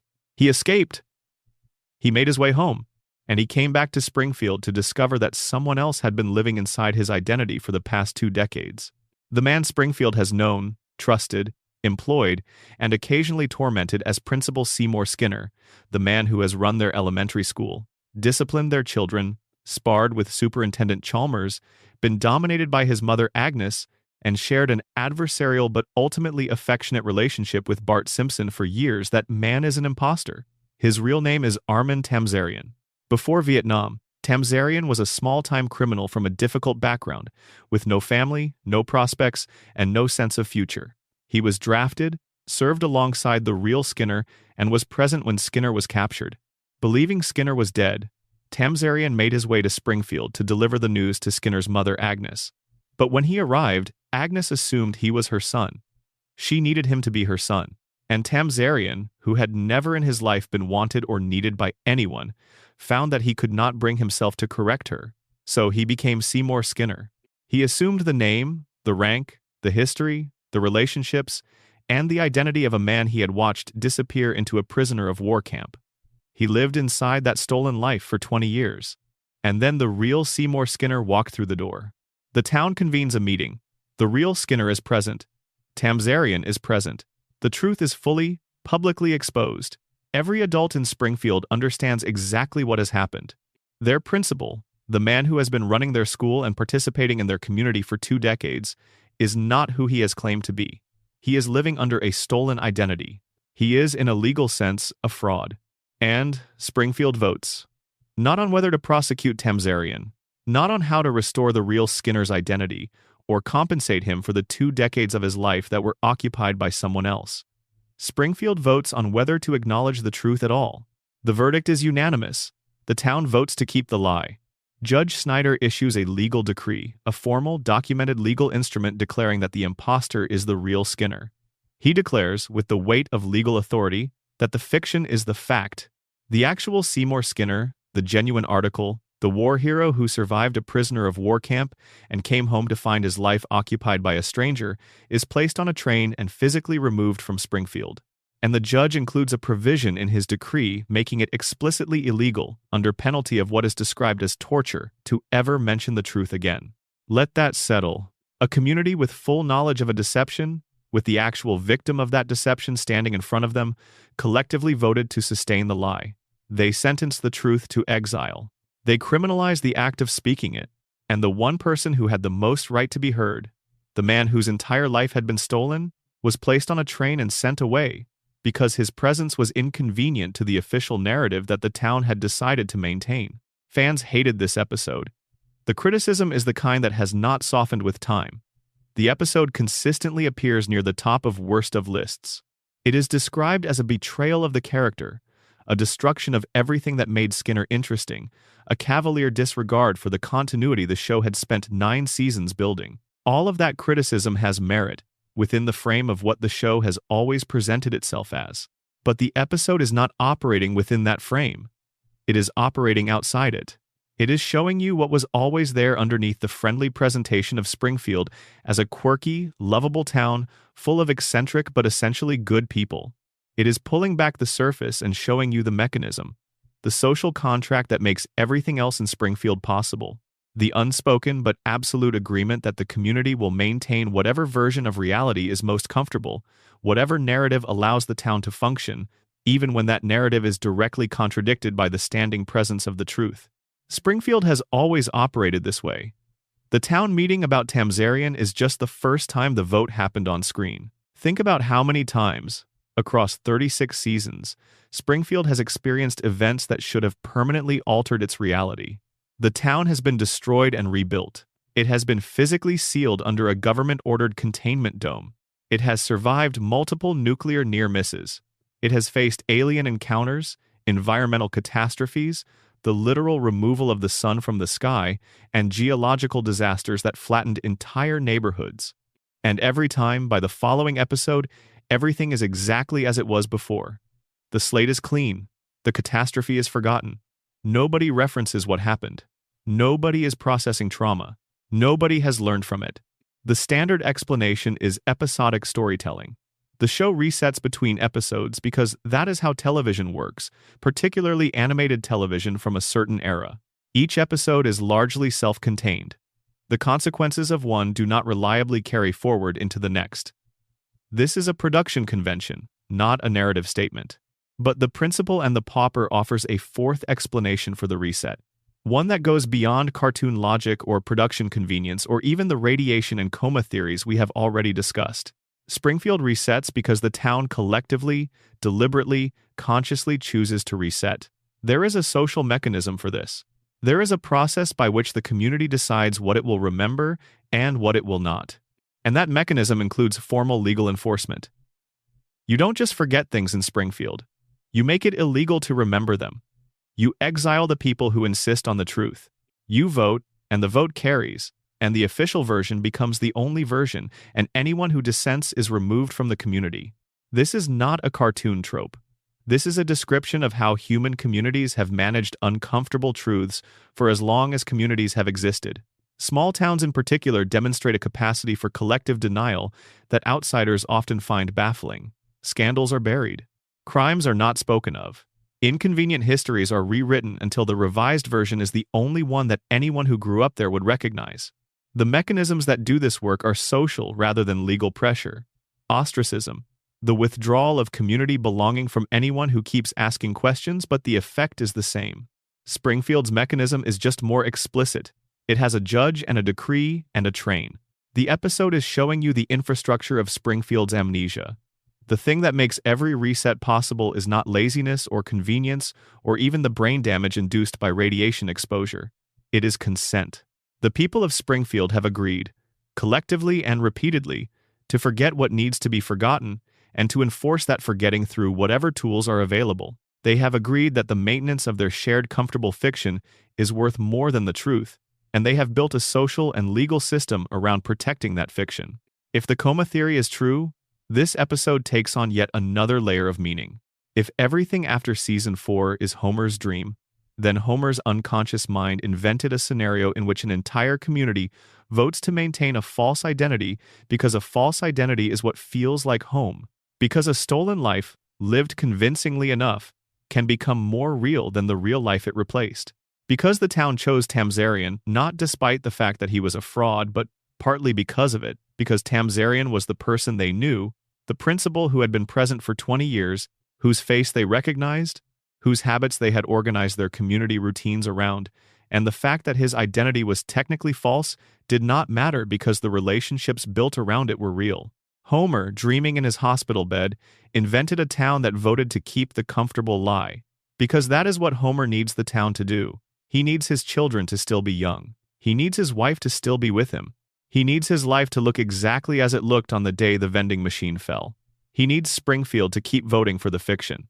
Because if the fiction breaks, if the town decides to acknowledge the truth, then the dream ends. And the dream ending means Homer has to wake up. The real Seymour Skinner is still out there somewhere, tied to a train, exiled from his own life. The last honest man in a town that made honesty illegal. And Springfield is still running along smoothly with Tamzarian in the principal's office and the legal decree in the courthouse, and the agreed-upon version of events maintained by collective social pressure and the occasional threat of formal consequences. The episode did not break The Simpsons. It told you what Springfield has always been.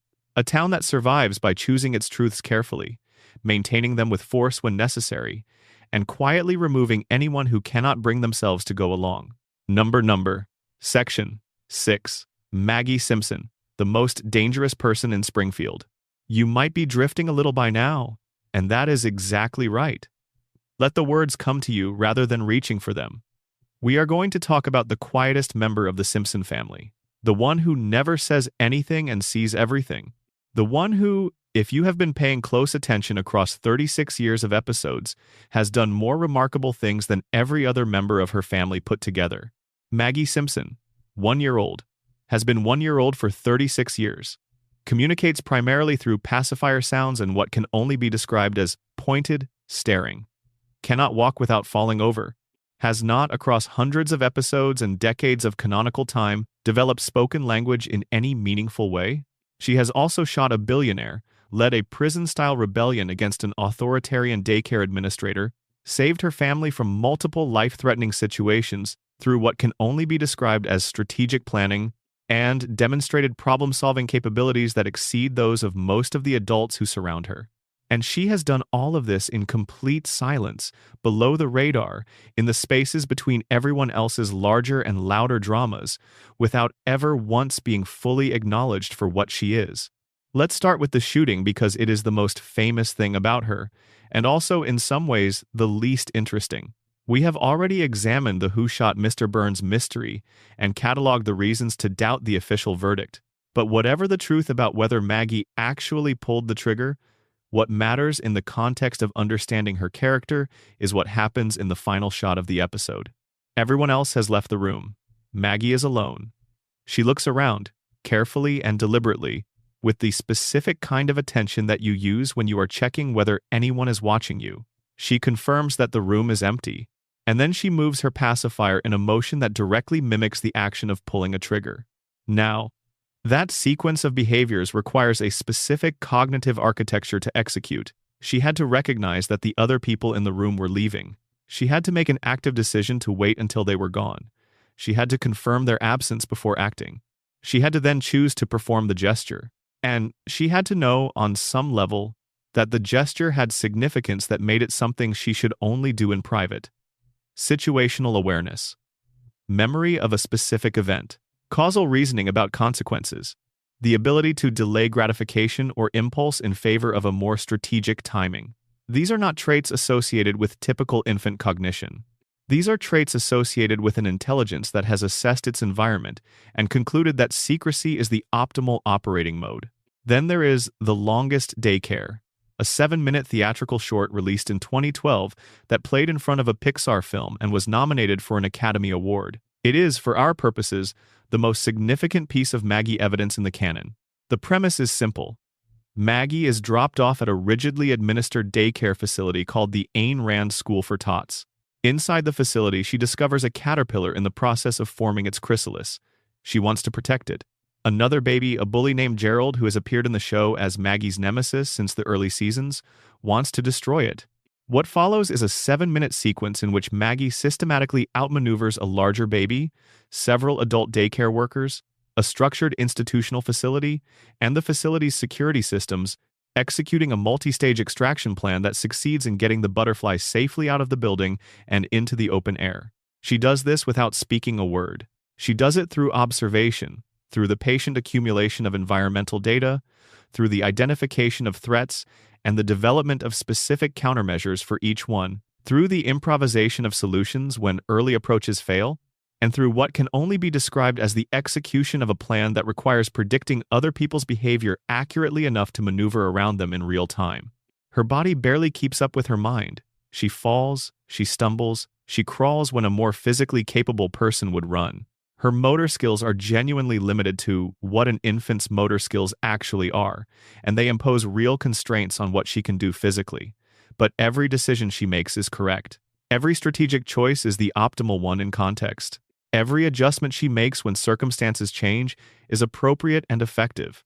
She is operating at a cognitive level that her physical development simply cannot support, and she succeeds anyway because her intelligence compensates for every limitation her body creates.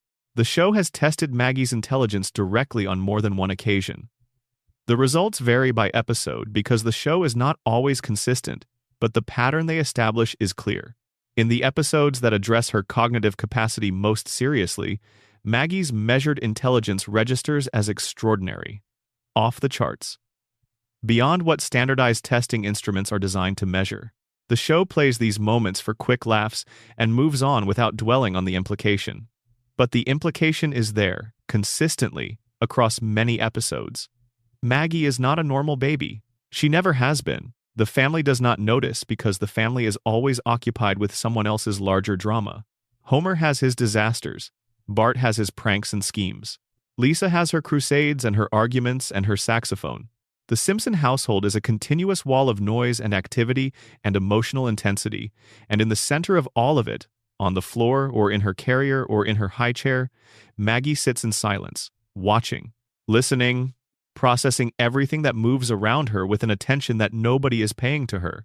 The theory of Maggie's silence is that it is not a developmental delay or a production convenience for the show's writers. It is a strategic decision, a choice made by an intelligence that has observed its environment carefully enough to understand the value of not being seen. Look at what happens to the intelligent women in this family. Lisa Simpson is, by any reasonable assessment, a genius. She is extraordinarily gifted intellectually, morally serious, artistically capable, and possessed of an insight into her own situation and Springfield's situation that far exceeds what any of the adults around her can manage. And her intelligence has made her life consistently harder. She is isolated, she is mocked, she is dismissed, she challenges authority and is punished for it. She tries to improve the world around her and is crushed by the combined weight of a community that has no interest in being improved. Lisa's intelligence is real, and it costs her constantly. She wears it on the surface, announces herself as the smartest person in the room, and the room responds by making very sure that she understands how little that matters in Springfield. Being the smartest person in Springfield does not get you anything. It gets you ignored at best and actively marginalized at worst. Maggie has watched this happen every day since she was born. She has observed, from her carrier and her high chair and her corner of the family room, her sister fighting for recognition and receiving resistance. She has seen what visible intelligence produces in this town and in this family, and she has drawn the opposite lesson from the one Lisa drew. Lisa decided to keep fighting regardless of the cost. To be seen, to speak, to insist on being heard. Maggie decided that the most effective use of her intelligence is to make sure nobody knows she has it. Silence is armor. Invisibility is power. The less they notice you, the more you can do. Consider how this plays out across the canon. Every time Maggie does something remarkable, what happens? The family does not notice. The community does not notice. She saved her family from a kidnapper. She was identified as the person who shot Mr. Burns, and then watched the community decide that identifying her as responsible was also a way of not holding anyone accountable. She led a daycare rebellion that succeeded completely because nobody monitors infants closely enough to see them organizing. Every heroic or significant act she performs happens in the margins, in the spaces where adult attention is directed elsewhere, in the gaps between other people's stories. And Maggie ensures that this remains the case by maintaining the most effective possible disguise. She presents herself as exactly what everyone expects a baby to be: quiet, passive, dependent, unremarkable. She is none of those things. She is possibly the most capable member of the Simpson family, and she has spent 36 years making sure that understanding stays safely contained behind a pacifier and a blank stare.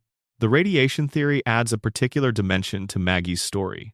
If Springfield's contaminated environment produces mutations, and if those mutations affect each person differently based on some combination of dosage, timing, genetic predisposition, and individual biology, then Maggie represents the opposite pole from Homer. Homer's mutation reduced his intellectual capacity to what the show describes as a clinical disability level. Maggie's mutation elevated hers to a level that cannot be accurately measured by existing instruments. Same environmental cause, same family, same contaminated water and irradiated air, but where the exposure diminished one person, it amplified another. Homer and Maggie are two sides of the same radioactive story. He is what happens when mutation takes something away. She is what happens when mutation gives something extraordinary. And the town is so focused on the spectacle of Homer's limitations that it has never paused to look at what the same environment produced in the baby at the other end of the couch. The coma theory transforms Maggie's character into something even more affecting. If Homer is dreaming, if every episode is the product of an unconscious mind constructing the most comforting version of his family it can manage, then Maggie's intelligence in the dream is Homer's deepest hope for his youngest child. He cannot watch her grow up. He cannot witness her learn to walk steadily, or speak in full sentences, or develop into the person she is going to become. His dreaming brain has no reference material for any of those milestones. So it gives her something else. It makes her extraordinary in the moment he knows her. It grants her an intelligence that transcends what any baby should be capable of. It makes her able to take care of herself, to navigate danger, to outsmart threats, to succeed. Because in Homer's dream, he needs to believe that Maggie will be okay without him there to protect her. Her genius, in this reading, is not a mutation. It is a prayer. A father's desperate, unconscious prayer for the smallest member of his family, encoded into the dream as a capability rather than a hope.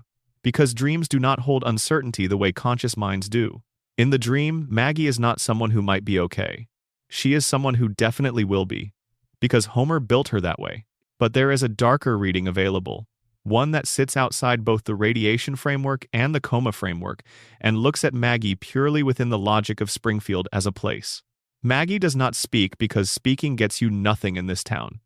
She does not reveal her intelligence because intelligence is not a currency that buys you anything in Springfield. It buys you what it buys Lisa: isolation, dismissal, and the particular frustration of being the only person in the room who can see what everyone else is missing. Maggie has concluded that speaking, at this time, in this place, would be a waste of a resource she has not yet decided how to use. She watches everything. She remembers everything. She understands everything. She has been watching for 36 years and she is still waiting. Waiting for what, exactly, the show has never told us. Maggie's endgame is the last truly unsolved mystery of the Simpson family. We have seen her shoot a man. We have seen her command a room full of infants through what can only be described as force of personality and strategic intelligence. We have seen her confirm or deny a person's guilt with a single nod that adults around her treat as meaningful. We have seen her solve problems in minutes that stump adults for episodes. And we still do not know what she is building toward. We do not know what comes next. Behind the pacifier, behind the enormous eyes that watch everything and give nothing away, behind 36 years of deliberate strategic silence, something is thinking. Something has been thinking for a very long time. Something knows the history of this town and this family in a way that nobody else does, because nobody else has been paying the quality of attention that Maggie has been paying since the day she was born. When Maggie finally decides that the moment has come, when she chooses to speak, to act, to make herself visible in a way she has never been before, Springfield will not see it coming. Nobody will. Because for 36 years, she has designed the situation so that they cannot. Number. Section 7. The Simpsons predictions prophecy or pattern. Let your breathing stay slow. We are going to talk about the thing that has made The Simpsons more culturally present in the 2020s than it was during its actual peak creative period. The thing that people who have not watched the show in 2 decades still bring up in conversation. The predictions. The idea that a cartoon sitcom that began in 1989 has been accurately forecasting major world events for over 3 decades, with a consistency that goes beyond anything that coincidence can comfortably explain. And the truth behind the prediction phenomenon, when you look at it carefully and honestly, is more interesting than any conspiracy theory. It is also more unsettling than the show or its creators have ever quite acknowledged. Let's cover the canonical highlights first, the ones that have entered widespread public awareness. In the year 2000, an episode called Bart to the Future depicted a future in which Lisa Simpson becomes the first female president of the United States. In the same episode, Lisa's predecessor in the Oval Office is identified as Donald Trump, the implication being that the country has been so thoroughly damaged by a Trump presidency that Lisa inherits a financial catastrophe. The episode aired in the year 2000, 16 years before Trump won the 2016 election. The show did not just suggest that a celebrity might run for president. It specified Trump by name. It showed him as a former president. And it placed that scenario far enough into a satirical future that it read, at the time of broadcast, as absurd. 16 years later, it read differently. The internet's response was enormous. Screenshots circulated widely. Clips were shared with a frequency that gave the show more cultural visibility than it had enjoyed in years. People who had not thought about The Simpsons in a decade were watching the clip and asking how it was possible that the show had known. The Simpsons predicted Trump became one of the most durable viral frames of the late 2010s, an idea that lodged itself so deeply in public consciousness that it became a kind of running cultural shorthand for both the show's supposed prophetic capacity and for a certain quality of contemporary American political life. The list of other prominent examples is long. In a 1995 episode, the show depicted a wristwatch-like device that functions in ways remarkably similar to modern smartwatches. In a 1994 episode, Homer travels to space alongside Buzz Aldrin, decades before commercial space tourism became a real industry accessible to non-astronauts. In a 1998 episode, Homer works through a mathematical equation that appears to anticipate the mass of the Higgs boson particle, a quantity that was not experimentally confirmed until 2012. In a 1999 episode, Homer proposes a theory about the shape of the universe that is toroidal donut-shaped, and years later, cosmological research identified radiation patterns that suggest the universe might actually have that form. In 1993, an episode called Marge in Chains depicted a flu virus originating in Asia that spreads to Springfield and causes mass panic, compulsive buying, and a desperate search for a cure or treatment. The episode aired 27 years before the COVID-19 pandemic, and within the fictional outbreak story, the townspeople accidentally release a swarm of killer bees, which became a strange echo when Asian giant hornets, immediately dubbed murder hornets by media outlets, appeared in the United States in 2020 during the actual pandemic. In 1996, an episode called Homerpalooza featured a joke in which the hip-hop group Cypress Hill accidentally books the London Symphony Orchestra. In 2024, Cypress Hill actually performed with the London Symphony Orchestra at the Royal Albert Hall. 28 years separated the joke from its real-world materialization. In 1998, the show depicted a media megacorporation absorbing 20th Century Fox, which actually happened when Disney completed its acquisition of Fox's entertainment assets in 2019. The full list could fill its own substantial piece of content. And every time a new example surfaces, the internet responds with the same combination of amazement and slightly uneasy suspicion. How? Are the writers time travelers? Is there something happening here that cannot be explained by ordinary probability? The show's own producers have addressed this directly, and their explanations are worth taking seriously. Al Jean, executive producer since the show's earliest seasons, has described the phenomenon bluntly. If you throw enough darts, you are going to get some bullseyes. That is his complete answer. The show has produced nearly 800 episodes across 36 years. Each episode contains dozens of jokes, satirical observations, and cultural extrapolations. When you generate that volume of content across that span of time, some of it will align with future events through sheer statistical probability. Producer Bill Oakley put it even more plainly. There are very few cases where the show actually predicted something. It is mainly coincidence, because the episodes are so old that history repeats itself. Fact-checking organizations have systematically examined many of the most prominent claimed predictions and found that the majority of them have explanations that do not require anything unusual. The Trump prediction did not appear from nowhere. Trump had been publicly flirting with a presidential run since the late 1980s and had made several serious-seeming forays into considering candidacy before the show made its joke. The writers were not predicting an unprecedented event. They were extrapolating a trajectory that was already visible to anyone paying attention to American celebrity politics. The Disney-Fox merger was not a surprise in a media landscape where consolidation was an accelerating trend that industry observers had been discussing for years. The smartwatch did not appear in a vacuum. The idea of wearable computing was already being explored by researchers and technologists, and depicting it in a cartoon was an extrapolation of existing development rather than a prediction of something unimagined. The Simpsons writing staff has historically been among the most credentialed in American television. Multiple writers have degrees from Harvard, Yale, and other elite institutions. Several have academic backgrounds in mathematics, computer science, and political theory. These are not people generating random guesses. They are intelligent, well-read observers of American culture who spend their careers identifying trends, analyzing patterns, and pushing current trajectories to their absurd but logical conclusions. They are not prophets. They are very good at reading the present and understanding where it is already heading. But here is where it gets genuinely strange. Because while the debunking accounts for most of the predictions, it does not account for all of them with equal comfort. Some of the coincidences are specific enough that statistical probability starts to feel like it is doing a lot of work. The Trump prediction did not just suggest that a celebrity might become president. It named Trump specifically and showed the moment of announcement in a way that visually echoes the actual announcement Trump made in 2015, descending an escalator in a formal venue to address assembled media and supporters. The Siegfried and Roy episode did not just make a general joke about the danger of working with large predators. It depicted a white tiger attacking one of its handlers during a performance, which is very close to what actually happened in 2003 when Roy Horn was critically injured by one of the act's white tigers during a live show. These are not vague trend extrapolations that can be made to fit later events through generous interpretation.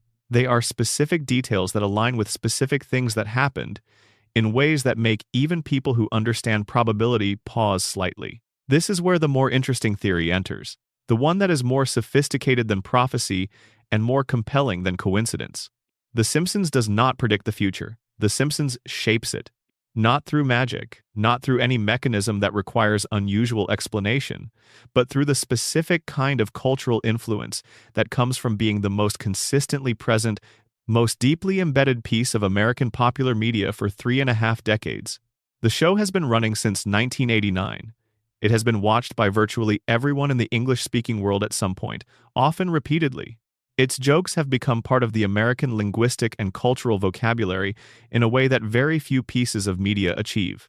Its observations about American life have become reference points that people use to understand what they are experiencing, to frame events, to make sense of cultural moments.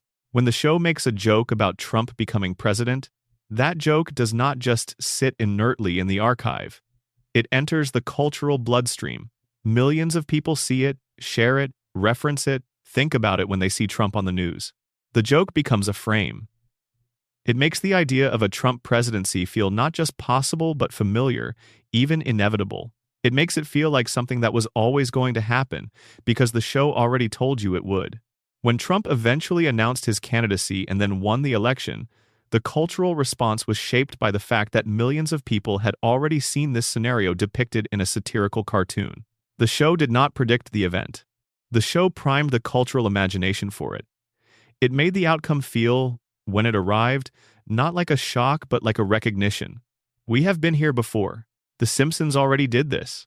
This mechanism works across many of the other examples.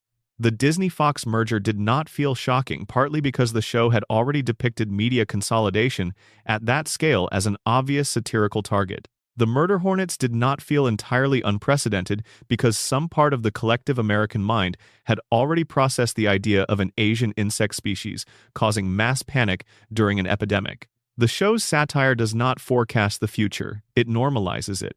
It takes trajectories that are already in motion and presents their conclusions as accomplished facts, so that when those facts eventually materialize, the audience experiences a sense of already knowing, of having been here before. Springfield does not reflect America. America has become Springfield. The show held up a mirror for 36 years, and the reflection became the original. And then there is the question of confirmation bias, which is the final piece of the puzzle and the least comfortable one. The Simpsons has also made thousands of predictions that did not come true. Jokes about jetpacks and moon colonies and technologies that never materialized. Jokes about political outcomes that went differently. Cultural extrapolations that turned out to be wrong. Nobody screenshots those. Nobody circulates them. Nobody builds viral posts about the predictions the show got wrong. Confirmation bias is asymmetrical. We remember the hits with vivid specificity. The misses vanish without leaving a trace. If you take 800 episodes, extract every satirical prediction about the future of American culture and technology, filter those predictions through 36 years of subsequent history, and then apply a confirmation bias that only preserves the ones that aligned with real events, you end up with something that looks, on the surface, like prophetic accuracy. It is not. It is a highlights reel assembled by selective memory, and what it reveals is less about the show's predictive power than about the nature of prediction itself, done at sufficient scale, about trends that are already visible, and filtered through human cognition that preferentially retains confirming evidence. Almost any cultural output will look like it knew something. The predictions are not supernatural. They are not the product of a conspiracy or a creative team with unusual access to information about the future. They are the natural output of a brilliantly written show, running for an impossibly long time, staffed by highly educated observers of American culture, generating more satirical content than any other show in television history, and then having that content processed by the most powerful confirmation bias engine ever constructed, the internet, with its capacity for selective amplification and collective memory shaping. But knowing all of that, understanding the mechanism completely, does not entirely dissolve the feeling when you sit with a specific example. When you look at the clip of Lisa Simpson in the Oval Office being briefed on the financial disaster left by her predecessor, who is named as Trump, and you know that this aired in 2000, something in you still pauses. Something still asks the question even when your rational mind has the answer ready. Maybe that is the most honest thing to say about the predictions. The explanation is available. The math supports it. The mechanism is clear. And still, somehow, the feeling does not entirely go away. It just sits there, quietly, like a three-eyed fish in a river near a nuclear power plant. Something you cannot quite account for, even though you know exactly what must have caused it. Section 8. Mona Simpson. The conspiracy that broke 3 generations. We are going deeper now, past the surface theories, past the radiation and the coma and the shooting and the immortality, into the part of Springfield's history that is the most personal, the most specific, and in some ways the most quietly devastating of everything the show has ever done. This section is about a woman who barely appears in the show at all, a woman who exists primarily as an absence, a gap in a family's history, a story that gets told in fragments over years and never quite adds up to what it should. Her name is Mona Simpson. She is Homer's mother, and the conspiracy that connects her disappearance to Mr. Burns, to Homer's cognitive limitations, to the Simpson family's structural brokenness across 3 generations, is the closest thing the show has to a central tragedy. For the first 6 seasons of The Simpsons, Homer's mother was dead. That was the official account. Abe Simpson, Homer's father, had told him when Homer was young that his mother had passed away. He showed Homer a grave. Homer grew up mourning her, grieving the loss of a parent he barely remembered, building his entire personality around the wound that loss had left. His desperate need for approval and affection, his terror of abandonment, his compulsive attachment to anyone who showed him kindness, his willingness to endure indignity, mistreatment, and contempt from his employer rather than risk the destabilization of the one stable thing in his life. Homer Simpson's character, the specific shape of his emotional landscape, is almost entirely a coping mechanism for the experience of losing his mother as a child. In Season 7, the show revealed that the loss was a lie. The episode is called Mother Simpson. It aired in November 1995 and is widely regarded as one of the finest episodes in the show's entire run. Here is what happens. Homer, attempting to fake his own death to avoid working on a Saturday, creates enough bureaucratic confusion that Marge insists he go to the Hall of Records and correct the municipal records. When Homer arrives, he discovers something that changes his understanding of his own history. According to the town's official records, his mother is alive. She did not die. She is a living person. The grave that Abe showed him was not hers. It belonged to someone else entirely. Homer finds her at a cemetery, visiting what she believes is her son's grave. She has been told he died. They find each other beside a headstone that belongs to neither of them. And when Mona tells him the truth about why she disappeared, it reframes everything Homer has ever understood about himself and his family. She did not leave because she stopped loving him. She left because she had to. Because staying would have put Homer and his father in danger. Because the man who would become Homer's employer had personally ensured that she could not remain. The story goes back to 1969. Mona was a housewife, married to Abe, mother of a young Homer, ordinary, unremarkable, living a quiet life in Springfield. And then she changed. The world was changing. The civil rights movement, the counterculture, the protests against Vietnam were reshaping American society in ways that reached even into quiet suburban households. Mona was radicalized. She joined a group of activists. They targeted a specific facility, a biological weapons laboratory owned by Mr. Burns.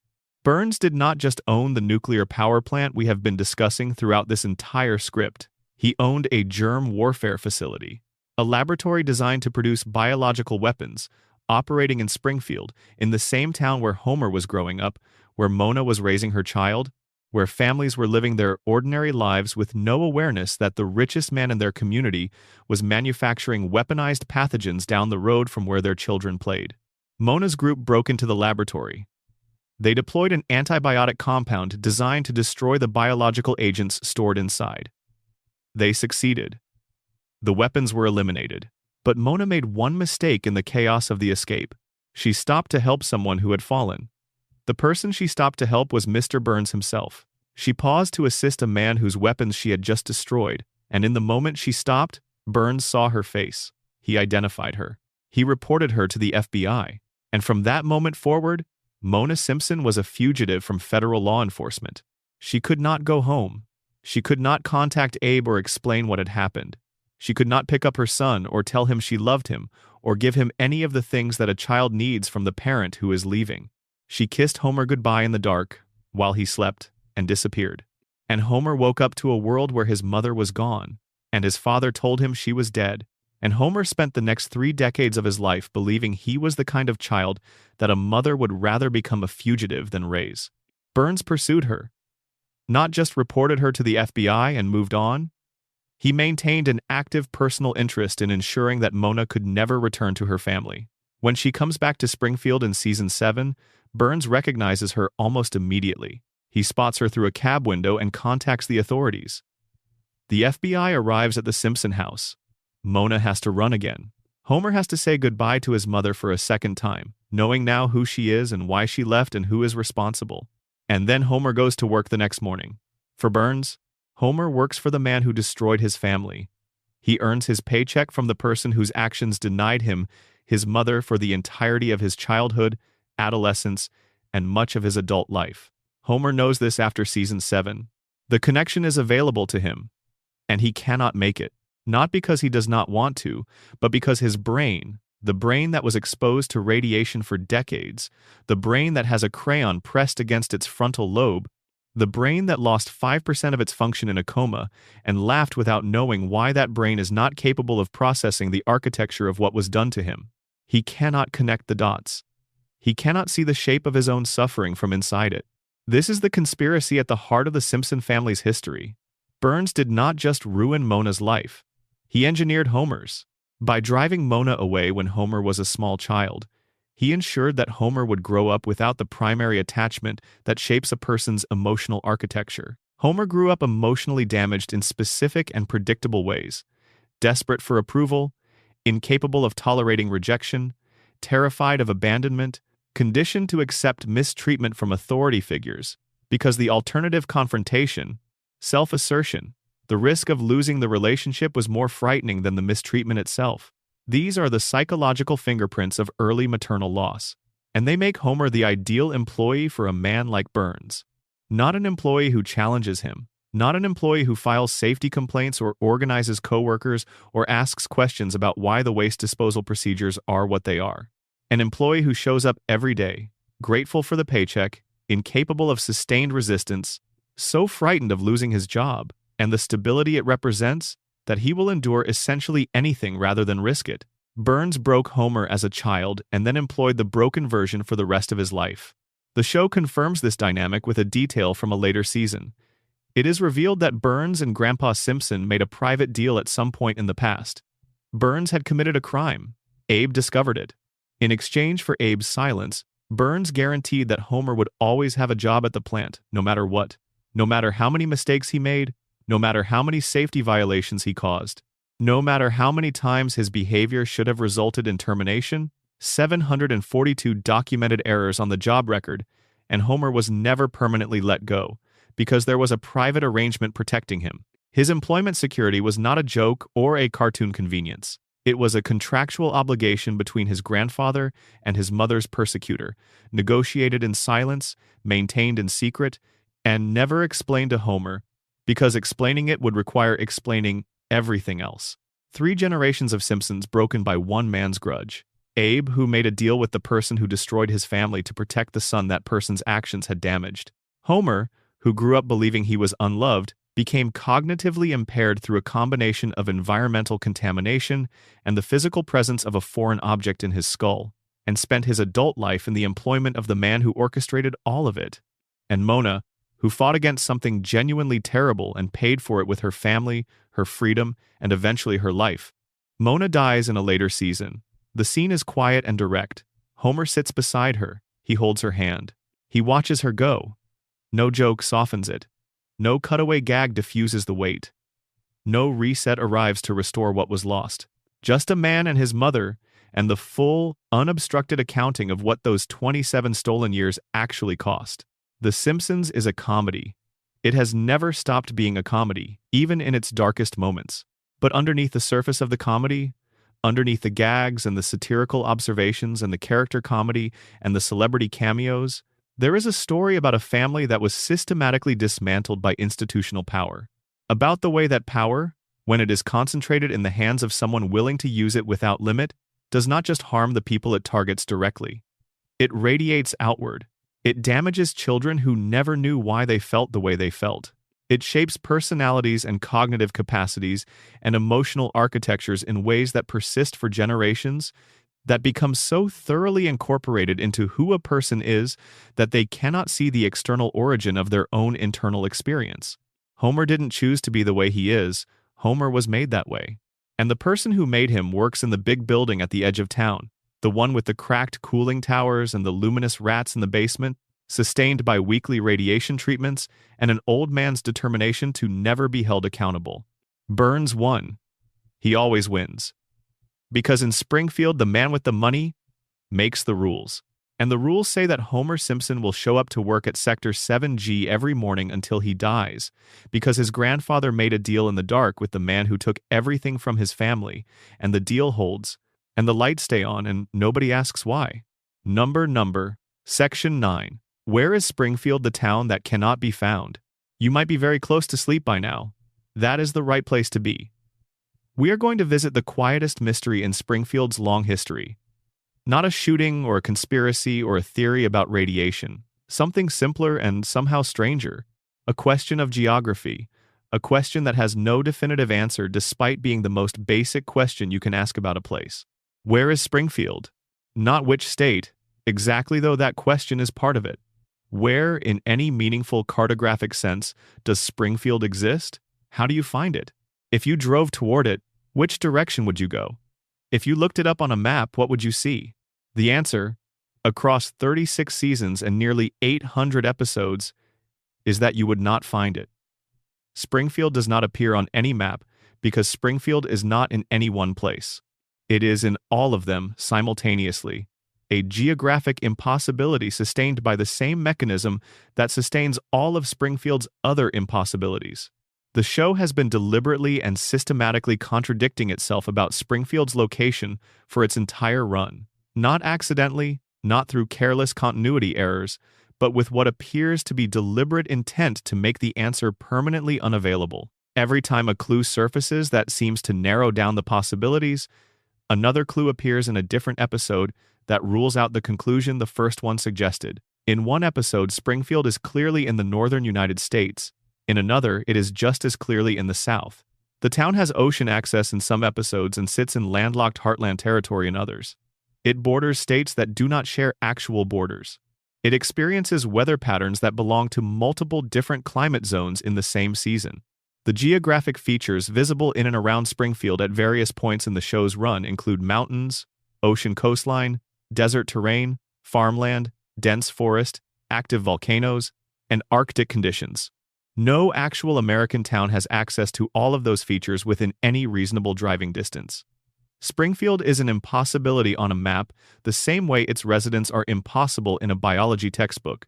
The rules that govern the rest of the world simply do not apply there. Lisa's area code begins with 636, which is a real Missouri area code.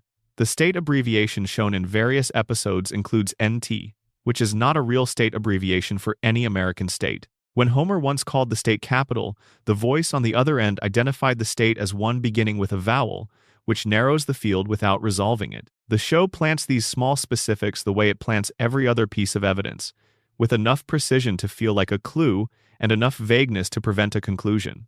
Matt Groening, the show's creator, appeared to resolve the mystery in 2012 when he told Smithsonian Magazine that he named Springfield after Springfield, Oregon, where he grew up. He said he chose the name because Springfield is one of the most common city names in America and because the Oregon connection felt personal. For roughly 48 hours, the mystery seemed solved. Springfield was in Oregon, and then the show kept contradicting that. Episodes produced after the interview placed Springfield in geographic contexts entirely inconsistent with Oregon. The writers did not honor Groening's revelation. They absorbed it and kept going, maintaining the ambiguity as though the answer had never been given. The mystery was more useful than the solution. This is not laziness or inconsistency, or not only those things. The geographic impossibility of Springfield is, on the most straightforward level, an intentional design choice. The show is supposed to feel like America in the aggregate, familiar to every viewer regardless of their actual location. Springfield is every town, so it cannot be any one town. It is the town you grew up in no matter where you grew up. The town that captures the essential texture of American community life without being pinned down to the specifics of any particular community. The writers have confirmed this. It is the stated philosophy. But the radiation theory suggests another dimension. If Springfield is a contamination zone where the laws of biology have been bent by decades of nuclear exposure, why should the laws of geography be exempt? If the town's residents have 4 fingers and yellow skin and immunity to injuries that should be fatal, why should the town itself obey the normal rules of space and physical location? Maybe Springfield has both mountains and oceans within driving distance because the contamination does not just affect biology. Maybe something about the ongoing nuclear leakage has warped the physical space around Springfield, compressing geographic features that should be hundreds of miles apart into a single impossible region. Maybe Springfield's geography is mutated the same way its residents are. The coma theory makes the geographic impossibility feel even more natural. Homer's dreaming brain is assembling Springfield from memory, from fragments of every place he has ever visited or seen or heard about. Mountains from a vacation he took once. Ocean from a commercial he saw on television. Desert from a movie. Farmland from a drive through the Midwest. His unconscious mind has layered all of these on top of each other without any concern for geographic logic, because dreams do not operate according to geographic logic. They operate according to emotional logic. They put what needs to be near each other in proximity, regardless of whether that proximity would be possible in waking geography. Springfield feels like America because Homer built it from his memory of America, and his memory of America is incomplete and scattered and held together by longing rather than by an accurate internal map. The collective denial theory from the principal and the pauper adds the most interesting dimension. If Springfield's social contract requires the systematic suppression of inconvenient truths, then the town's geographic vagueness may be the most useful application of that contract. You cannot investigate a town you cannot locate. You cannot bring regulatory action against a nuclear facility if the jurisdiction it sits in keeps shifting. You cannot enforce environmental law if the state with oversight authority keeps changing between episodes. Springfield floats between possible locations because floating is a form of protection. Landing means accountability, and accountability is what Springfield has spent 36 years successfully avoiding. The episode Behind the Laughter, a 12th season mockumentary that presented the Simpsons as a real family who had turned their lives into a television show, finally offered a definitive geographic answer. In the original broadcast, the family is identified as being from northern Kentucky. In syndicated reruns, the location was changed to a different state. The answer to the show's deepest geographic mystery is different depending on which version of the episode you are watching. Even when Springfield has a definitive location, that location is not definitive. It changes depending on context, depending on which outlet is showing the episode, depending on factors that have nothing to do with the story being told. The answer mutates when you try to pin it down. It refuses to stay fixed, the same way everything else in Springfield refuses to stay fixed. Every state in the Union has been proposed as Springfield's home at various points. Every proposal has evidence supporting it and evidence against it. The ambiguity is not the result of creative failure. It is the result of deliberate, sustained effort to ensure that the ambiguity never resolves. The show decided long ago that Springfield is more useful as a question than as an answer, and a town that cannot be located cannot be contained. A town that belongs to everyone because it belongs to no one particular place is a town that will keep existing regardless of what any single regulatory authority decides about it. Springfield is everywhere. Springfield is nowhere. Springfield is the town on the edge of your memory. The one that looks just familiar enough to feel like home and just wrong enough to suggest that something underneath it has always been slightly off. You just could never quite say where it was. Section 10. The Floating Timeline: Why Nobody Ages. We have come a long way through Springfield tonight, through the contaminated water, and the dreaming man, and the unsolved shooting, and the immortal billionaire, and the denied truth, and the silent genius, and the false predictions, and the lost mother, and the unmappable town. We are at the last section now, the one that ties everything together, the one that sits at the center of every theory we have discussed, like the still point of a turning wheel. Why does nobody in Springfield age? Bart Simpson was 10 years old when the show debuted in December 1989. He is 10 years old as you are listening to this. Lisa was 8 then. She is 8 now. Homer and Marge were in their mid-30s. They remain in their mid-30s. Maggie was 1 year old. She is still 1 year old. 36 years have passed in the real world. 0 years have passed in Springfield. The official explanation for this is a floating timeline. It is a production concept that means the show's present is always synchronized with the audience's present. When an episode airs in 2025, the characters are living in 2025. When an episode aired in 1995, they were living in 1995. The year changes, the technology changes, the cultural references change to reflect the current moment, but the characters do not change. They exist in a state of permanent suspension, locked at the ages they were when the show began, living through decades of change while remaining perfectly still inside it. It is the standard approach for long-running animated programs. Most viewers accept it as a convention of the medium and move on. But The Simpsons has been running long enough that the floating timeline has created contradictions of sufficient scale that they have started to crack the foundation of the show's reality in ways that simple convention cannot explain. A way? The most obvious fracture involves Homer and Marge's backstory. When the show began, their history was set in the late 1970s and early 1980s. They met in high school during that era. Their courtship was depicted with period-appropriate music, fashion, and cultural texture. Their backgrounds made sense for people in their mid-30s in the late 1980s. But as the floating timeline dragged the present forward, the backstory had to move with it. If Homer and Marge are still in their mid-30s in 2025, they cannot have met in 1978. They would have met sometime around 2005. Their high school experience would have been defined not by Watergate and disco, but by MySpace and the early internet. Their formative cultural touchstones would be entirely different peoples. The show has dealt with this by simply rewriting the backstory. In flashback episodes from different eras of the show's run, Homer and Marge's youth has been depicted in the 1970s, then the 1980s, then the 1990s, then a version that is vaguer about specific decade. They were counterculture hippies in one version, grunge enthusiasts in another. The specific era of their origin story has shifted at least 4 times. Their origin is not a fixed point in history but a variable that adjusts to maintain the plausibility of the present. This means Homer and Marge do not have a real past. They have an approximation. They have whatever backstory is needed to make the current episode work. And when the next episode requires a different configuration, the previous one is quietly set aside. Their memories are not stable historical records. They are drafts that keep getting revised as the timeline demands. Now, consider each theory we have discussed in the context of this problem. Every single theory arrives at the same destination through a different path. The coma theory says nobody ages because they exist inside the frozen mind of an unconscious man. Homer went under in April 1993, and the dream he is dreaming does not allow time to pass in the way that waking life does. Of course, his children do not grow older. His brain has no experience of them at any older age. It can only reconstruct them as they were. The floating timeline is not a production convention in this reading. It is the phenomenology of a coma dream. Time does not pass inside it the way it passes outside.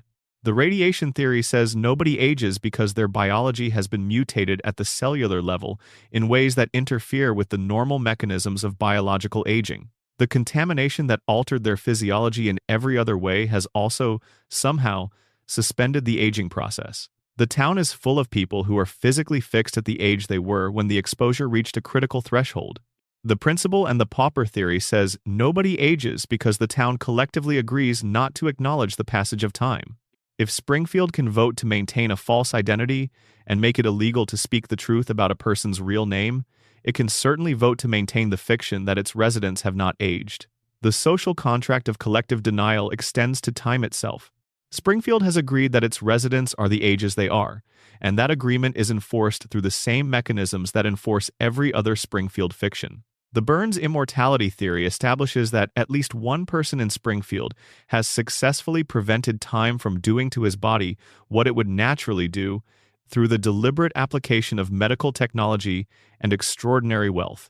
If one person in Springfield has already decoupled himself from the normal aging process, the concept of aging as an inevitable biological fact is already understood within the show's universe as negotiable. All of these theories reach the same conclusion. Time does not work in Springfield the way it works everywhere else. Something, whether it is radiation or a dream or collective denial or engineered biology or some combination of all 4, has broken the normal relationship between the passage of time and the aging of the town's residents. The show has imagined its own characters as older, and the imagined futures it has depicted are rich and specific. In the Season 6 episode Lisa's Wedding, the show flashes forward to show Lisa as a young adult, engaged, building her life, becoming the person the show has always suggested she would become. The episode is emotionally precise and carefully observed. It understands these characters deeply enough to show you convincing versions of who they would be decades later. The show is capable of imagining growth. It refuses to allow it. The flash forward is a single episode, a window that opens and then closes, and when it closes, Lisa is 8 again, and the future she was briefly shown is locked away. The show can imagine the end. It declines to reach it. This refusal is not arbitrary. It is structural. It is built into what The Simpsons is and what it does.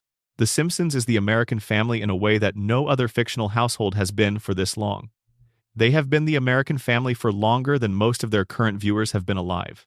And the American family, as the show depicts it, is not allowed to change, not allowed to grow old, not allowed to have children who go to college and move away and build their own lives and leave the house on Evergreen Terrace behind. Not allowed to have parents who retire, who slow down, who look at each other one morning over coffee in an empty house and ask what comes next.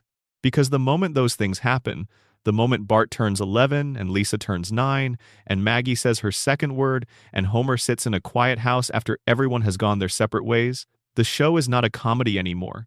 It is a reckoning with time. An elegy for everything that the floating timeline has been protecting us from having to confront. And America does not want that story. America wants the story where the kids are always young, and the parents are always together, and the house always looks the same on Sunday night, and Homer always stumbles through the front door at 5:30, and the couch is always there, and the television is always on. The floating timeline is the show accommodating that want. It is a 36-year agreement between the audience and the production to keep the world inside the television set from aging the way the world outside it does. We trapped them there. That is the honest accounting of it. We pressed pause in 1989, and we never pressed play. Not because the show couldn't age its characters, because we didn't want it to. Every time we watched another episode and laughed, and then came back the next week to find everything exactly as it was, we were voting for the freeze. We were choosing the floating timeline over the alternative, which is an ending, and endings mean accepting that time passed, that we are older now, that the version of ourselves that sat on a couch and watched this show for the first time is gone the same way. Marge's couch is gone, and Bart's 10-year-old face is still the same, and the credits are still rolling, and the loop has not broken. The loop is not their prison. It is ours. We built it. We maintain it. We tune in every week to confirm that the walls are still standing, and the family is still intact, and nothing has changed, and nothing will change, and the town is still there, and the plant is still running, and Burns is still alive, Maggie is still watching, and Homer is still dreaming, and nobody in Springfield has aged a single day since the 17th of December, 1989. Because they can't. Not as long as we keep watching. Not as long as we need them to stay. And we will keep watching. We will keep coming back to Springfield, to the house on Evergreen Terrace, to the family on the couch, to the show that never ends. Not because we haven't noticed what is wrong with it, but because we have. We know about the radiation and the coma and the shooting and the immortal billionaire and the town that votes to keep its lies and the baby who sees everything and the woman who was run out of her own family and the geography that refuses to resolve and the timeline that refuses to move. We know all of it. We have spent this entire time together laying it all out, following the threads from one dark corner of Springfield to the next, and we know what we found down there. And we are going back next week anyway. Because that is what you do when a place feels like home. Even if home is a contamination zone, even if the lights are powered by a reactor with 342 violations, even if the water has been making everyone yellow and four-fingered and cognitively compromised for 3 decades, even if the principal is not the principal and the fish have 3 eyes and the man who runs everything is being kept alive by a treatment that would kill anyone else and the baby in the corner has been planning something for 36 years, it is still home. It is still the house at the end of a street in a town that is not on any map. It is still the couch and the television and the family that is always there, always intact, always exactly as you left them. Homer is still at the plant. Marge is still patient and present and holding everything together. Bart is still 10 and Lisa is still 8 and Maggie is still watching. And somewhere in a hospital room in Springfield, a man is lying very still and his brain is running a dream about the people he loves. And in the dream, everything is fine. Everything is exactly right, and the kids are young and the beer is cold and the story never ends. The story never ends because he will not let it end, because letting it end means waking up. And waking up is the one thing the dream cannot allow. So Springfield remains, frozen, impossible, contaminated, beloved, unlocatable, unchanging.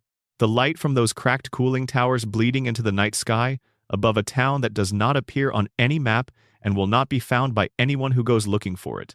Which is, of course, exactly how Burns would want it. Number, the economics of contamination, a deeper look at Section 1. Let us return to Springfield's nuclear plant and go deeper than we did the first time. Because the radiation theory is not just an intellectual exercise. When you follow it all the way through, it explains things about the show that no other framework comes close to explaining. And the further you trace the canonical evidence, the harder it becomes to watch the show the way you watched it before. Start with the economics. The Springfield nuclear power plant is the economic engine of the entire town. Not just a major employer, the engine. The town's tax base, its employment, its infrastructure, the viability of its public institutions, all of it runs on revenue generated by the plant or flows through relationships the plant sustains. Burns does not just own a factory in Springfield. He owns the condition under which Springfield can function as a community at all. Without the plant's economic output, there is no tax revenue sufficient to support the school, the police, the fire department, or the other public services the town depends on. Without the plant's employment, a large fraction of the working population is out of work. Without Burns's broader economic activity, the ripple effects would run through every business and household in town. This means that every elected official in Springfield, every civic leader, every institution that depends on municipal funding, is structurally dependent on Burns's willingness to keep the plant operational. Any official who might otherwise be inclined to take the safety violations seriously faces a calculation that goes beyond the immediate public health question. Forcing Burns to address 342 violations means forcing him either to spend $56 million he does not want to spend or to shut down the facility while repairs happen. Either outcome is economically catastrophic for Springfield in the short term.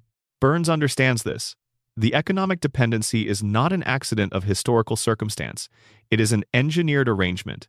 He built the plant in Springfield and made it the town's primary economic engine, precisely because that dependency is protective. It makes the town's institutional leadership structurally incapable of acting against him, not because they are all corrupt in a simple transactional sense, but because the economic logic of their positions makes protecting the plant feel synonymous with protecting the town. Homer's role becomes even more pointed in this context.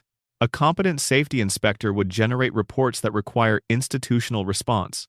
Accurate documentation of the plant's violations would create legal liability that the ownership would be forced to address. A competent inspector's findings would be on record, available to regulatory authorities, building a case that would eventually become impossible to ignore. Homer generates no such documentation. Homer's reports, to the extent he produces them at all, reflect nothing that would trigger regulatory concern, because Homer does not understand what he is looking at well enough to identify it as a concern. He is not falsifying records. He is simply not capable of producing accurate ones. That incapacity is the most valuable thing he brings to his position. There is an episode in which Homer is briefly replaced by a genuinely competent safety inspector. The contrast is played for comedy, but the actual events are telling. The competent inspector finds violations immediately. He begins the process of documentation that would, if continued, create precisely the regulatory pressure Burns has spent decades engineering around. Burns has the competent inspector removed, and Homer reinstated within the episode. The joke is about incompetence being rewarded over competence. But what the joke contains is a clear depiction of the functional role Homer's incompetence plays in the plant's operational model. Now consider Blinky differently. A three-eyed fish is not a minor anomaly. In environmental science, biological mutations in local wildlife are among the most reliable early indicators of serious contamination. They appear before the contamination reaches levels that produce obvious effects in human populations, which makes them valuable as early warning signals. When Blinky was caught and became national news within the show, the appropriate institutional response would have been immediate water testing, soil testing, epidemiological study of health outcomes in the surrounding area, and a serious examination of the plant's discharge records. Instead, Burns ate a fish on television, and the story went away. The absence of investigation is itself a piece of evidence. Something suppressed the follow-up. The most straightforward explanation is that the same economic and political dependencies that protect the plant from accountability protected it in this instance. Burns's influence over Springfield's institutions was sufficient to ensure that a problem which had briefly become national news was nonetheless effectively buried at the local level. What the show never shows, and what the radiation theory asks you to imagine, is what accumulated in Springfield's water table in the years and decades after Blinky. What was settling into the soil? What was being taken up by food grown locally, fish caught nearby, air breathed daily by every person living downwind? What was happening to the biological systems of people drinking that water and breathing that air every day of their lives, year after year, generation after generation? The character's physical characteristics are the answer placed in plain sight: yellow skin, four-fingered hands, overbites, bulging eyes, hair that grows in patterns human hair does not grow. These are not artistic conventions without in-universe meaning. They are what the show is telling you happened to Springfield's population after Blinky. They are what three-eyed fish look like when they grow up and go to school and fall in love and raise children who display the same characteristics. The most chilling implication is generational. Homer and Marge were exposed to Springfield's contaminated environment before their children were born. Whatever biological effects the contamination produced in their bodies were present when Bart, Lisa, and Maggie were conceived. The theory does not just address what the plant did to the adults who lived near it. It asks what those adults passed on to their children, what changes in their biology, produced by chronic radiation exposure, became part of the genetic material contributed to the next generation. The children of Springfield did not just inherit their parents' personalities and choices, they inherited their parents' altered biology. They began their radiation exposure before birth, through the biological material of people who had already been living in the contamination zone for years. Springfield's children are not just exposed to the plant's ongoing output. They are, in a profound sense, the biological legacy of everything the plant already did to their parents. Number, the coma theory. What the dream reveals about love and loss. The coma theory is emotionally powerful, in a way that most fan theories are not, because at its core it is not really about narrative logic or canonical evidence. It is about grief. About what grief does to the mind. About the specific way unconscious minds reconstruct and cling to the things they cannot let go of. Consider what the theory actually says about Homer as a person, because the theory's real power is in the portrait it draws rather than the evidence that supports it. Homer Simpson is, on the surface, a buffoon. Loud, impulsive, often careless in ways that create real damage for the people around him.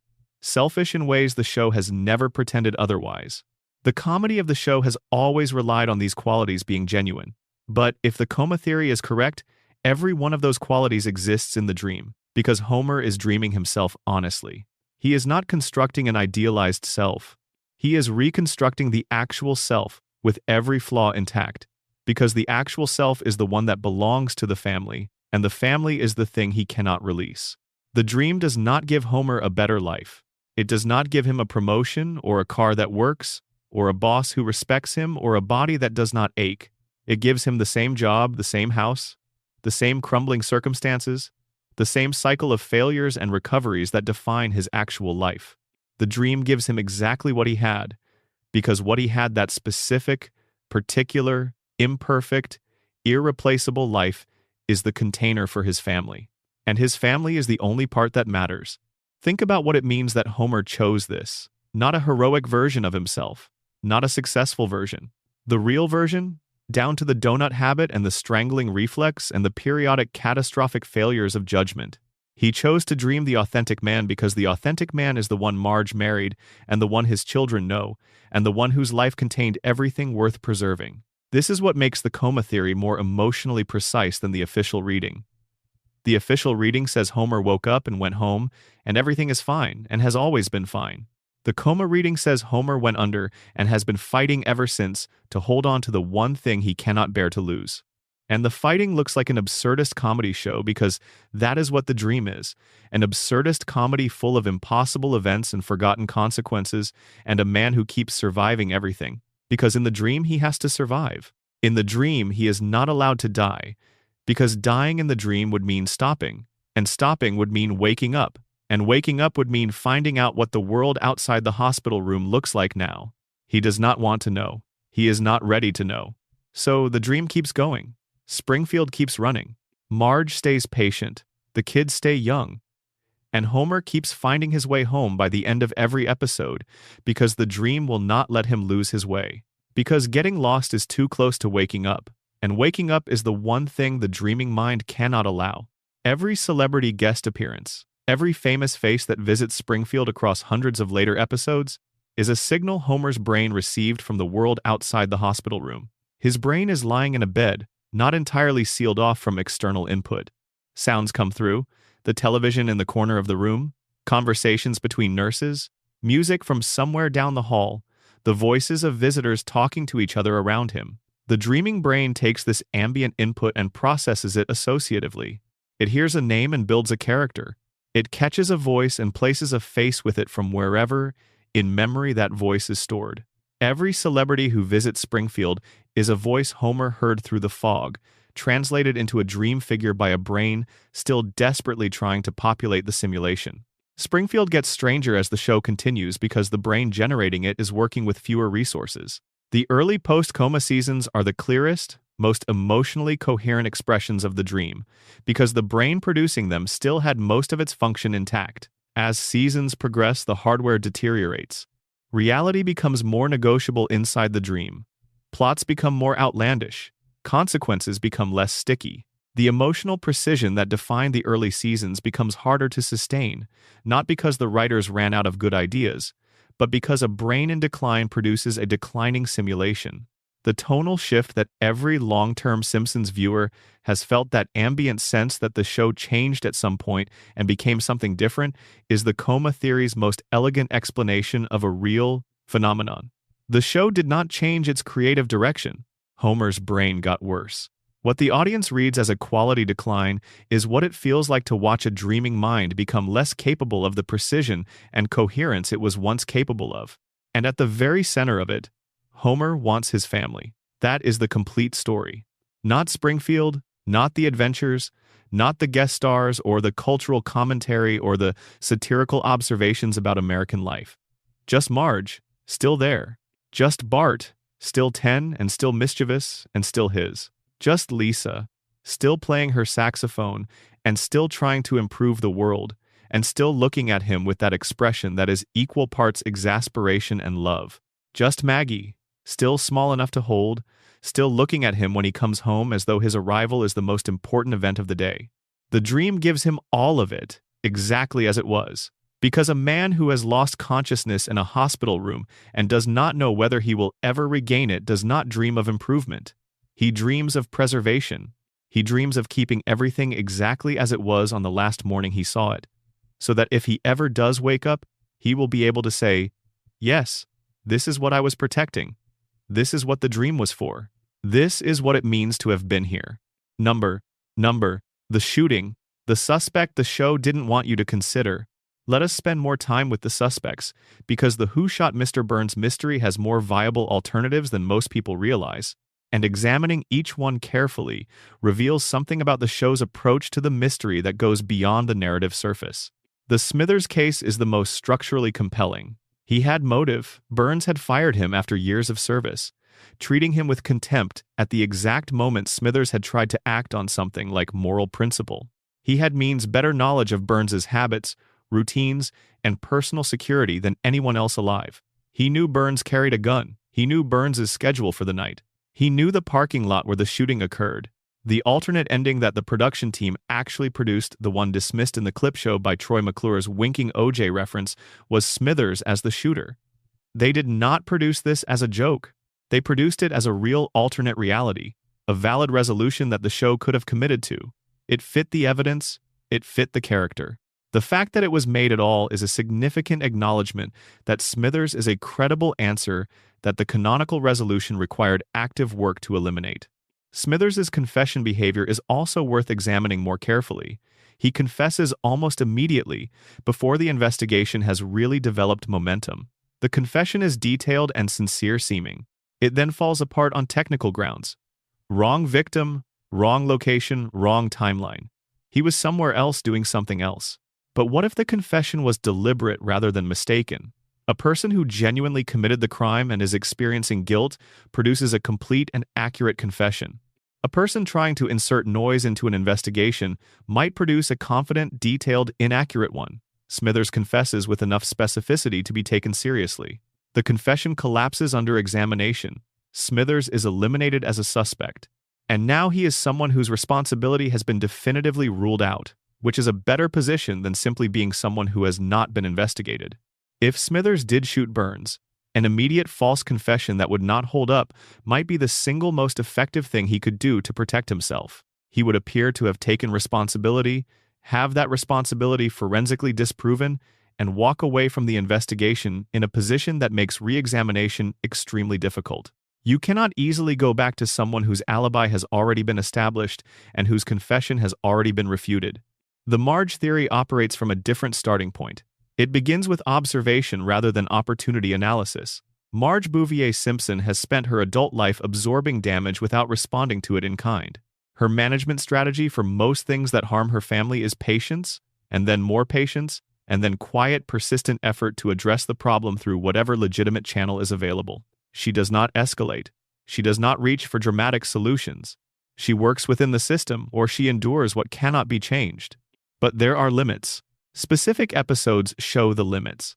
There are moments when Marge's containment of her own response fails, when something inside her that is usually very carefully controlled comes very close to breaking through. These moments are treated as aberrations, as the exception that proves the rule of her patience. But they reveal that underneath the patience is something with real force. Something that has been held in place for a long time by the structures of Marge's life and values and sense of self. Burns had just stolen the sun. He had taken away the one thing that no community should have to negotiate about, the basic provision of light and warmth, and turned it into a transaction. He destroyed her children's school, the retirement home where Grandpa lives, her family's dog, her town's economy, and then he blocked the sun. And he did all of this without guilt or hesitation or any apparent recognition that the people affected by his actions were real people with real lives. Marge was at the meeting. She watched everything. She had her children with her. And at some point, not necessarily during the meeting, possibly in the parking lot, possibly in a moment that the show carefully does not depict, something in her calculation changed. The show established in an earlier episode that Burns had developed an infatuation with Marge. He pursued her with the resources he brought to any acquisition. She rebuffed him, but the infatuation was canonical. Burns had feelings about Marge in a way he did not have about most people he encountered. If Marge is the shooter, Burns's "oh, it's you" in the parking lot makes specific sense. He recognized the woman he had complicated feelings about. His tone was not fear. It was something more like resignation mixed with recognition, the feeling of seeing someone you have unresolved history with in a context where the history has finally caught up. And when Burns woke from his coma and identified Maggie instead of Marge, his motivation for the protection was available. He would not name her. Whatever he felt about her, he would not be the one who sent her to prison. Maggie was the cleanest possible answer for Burns to give. The investigation would close. The real shooter would walk free. And Burns would carry the private knowledge of what actually happened, protected by the peculiar sentiment he apparently retained for the woman whose family his decisions had systematically dismantled. Homer's season 18 confession hangs over all of this. He says he did it. The show treats the moment as though it is of low significance, which itself is significant. Either Homer is lying for attention, which his character fully supports, or the investigation that pointed at him originally was not wrong, just prematurely redirected by Burns's testimony toward a more convenient conclusion. The eyelash. The fingerprints, they pointed at Homer. Burns's account pointed at Maggie. The investigation chose Burns's account over the physical evidence. In a different investigation, in a different town, that would have been the wrong choice. But Springfield is not a different town. It is Springfield, where the official answer is the answer that closes the case, regardless of whether it is the right one. Number. Burns's biological architecture. A detailed examination. Burns's immortality is not a metaphor. It is a specific, technically detailed biological situation that the show has laid out with more care than most viewers recognize. Each component of his survival system reveals something about the relationship between wealth, medicine, and the extension of biological life. The weekly treatments are the core. Their specific content is not described in detail by the show. The visual representation is of a medical facility, intensive equipment, chemicals and processes that push Burns's body to the edge of what it can sustain. What the treatments accomplish is described precisely. They keep Burns alive for exactly 7 more days. The margin is absolute. Miss one appointment and the system fails. The 7-day precision suggests that whatever the treatment is doing to his biology, it is not maintaining a margin of safety. It is threading a needle. It is doing the bare minimum required to keep every one of his competing diseases from breaking through the equilibrium that holds them in check. The Three Stooges syndrome diagnosis is medically absurd in a specific way that becomes coherent under the radiation framework. Burns's body contains every disease known to medical science. all present simultaneously, all trying to advance, each blocked by all the others advancing simultaneously. The diseases are in gridlock. None of them can progress because all of them are progressing at once. This is the biological standoff that keeps Burns alive. Every illness is at maximum activation. Every illness is being blocked by every other. The result is a perfect stasis in which death is perpetually imminent and perpetually prevented. The weekly treatments are what maintain this equilibrium. Without them, the standoff would break. Not because the treatments cure anything, they cure nothing. Not because they strengthen whatever immune function Burns might theoretically have remaining. His immune system is demolished by the density of disease it contains. But because the radiation in the treatments is doing something to the cellular environment of Burns's body that keeps all the diseases equally activated and equally blocked. It is the equivalent of adding fuel to every fire simultaneously, keeping them all burning at exactly the same intensity so that none of them can flare beyond the others. This is not survival in any conventional biological sense. It is engineered stasis. The processes that would produce death are kept perpetually active and perpetually neutralized. Burns is dying of everything at once and surviving because dying of everything simultaneously is, paradoxically, more survivable than dying of any single thing. Smithers's importance to this system is irreducible. He does not administer the treatments, but he manages everything that makes the treatments possible. He coordinates the scheduling with a precision that reflects his understanding of what missing a single appointment would mean. He monitors Burns's condition between sessions with the vigilance of someone who knows that the margin is zero and that his own failure to maintain that vigilance is a death sentence for the person in his care. Burns's physical fragility is informative in this context. He is extraordinarily fragile. Very small forces can harm him. His structural integrity is so diminished that the show's running gag of him being injured by minor stimuli works because it is consistently plausible. But his mind is untouched. More than untouched, it operates with a precision and strategic intelligence that seems, if anything, to have sharpened over the course of his extraordinary lifespan. His body has been sacrificed to the treatments. His mind, the part of him that actually matters for maintaining his power, remains fully functional. This suggests that whoever designed Burns's treatment protocol, whether that was Burns himself working with private physicians or a succession of specialists across decades, made a deliberate choice about which systems to preserve.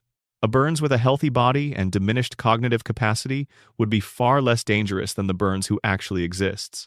The choice to sacrifice the body in order to maintain the mind is a choice about what Burns actually is, not a physical presence but an institutional force.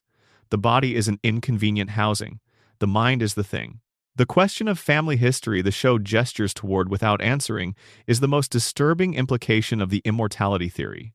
If the Burns dynasty has maintained continuous control of its fortune for centuries, and if the current Burns has been alive for well over a century through artificial means, is it possible that earlier Burns figures employed different methods of lifespan extension? Before nuclear medicine? Before modern pharmaceutical science? What did the Burns family know or discover or purchase that allowed them to maintain not just wealth but a specific continuity of individual identity across generations, where other dynasties failed and fragmented? The show does not answer this, but it establishes, repeatedly and consistently, that the Burns family has been in continuous active control of its fortune for longer than most American institutions have existed.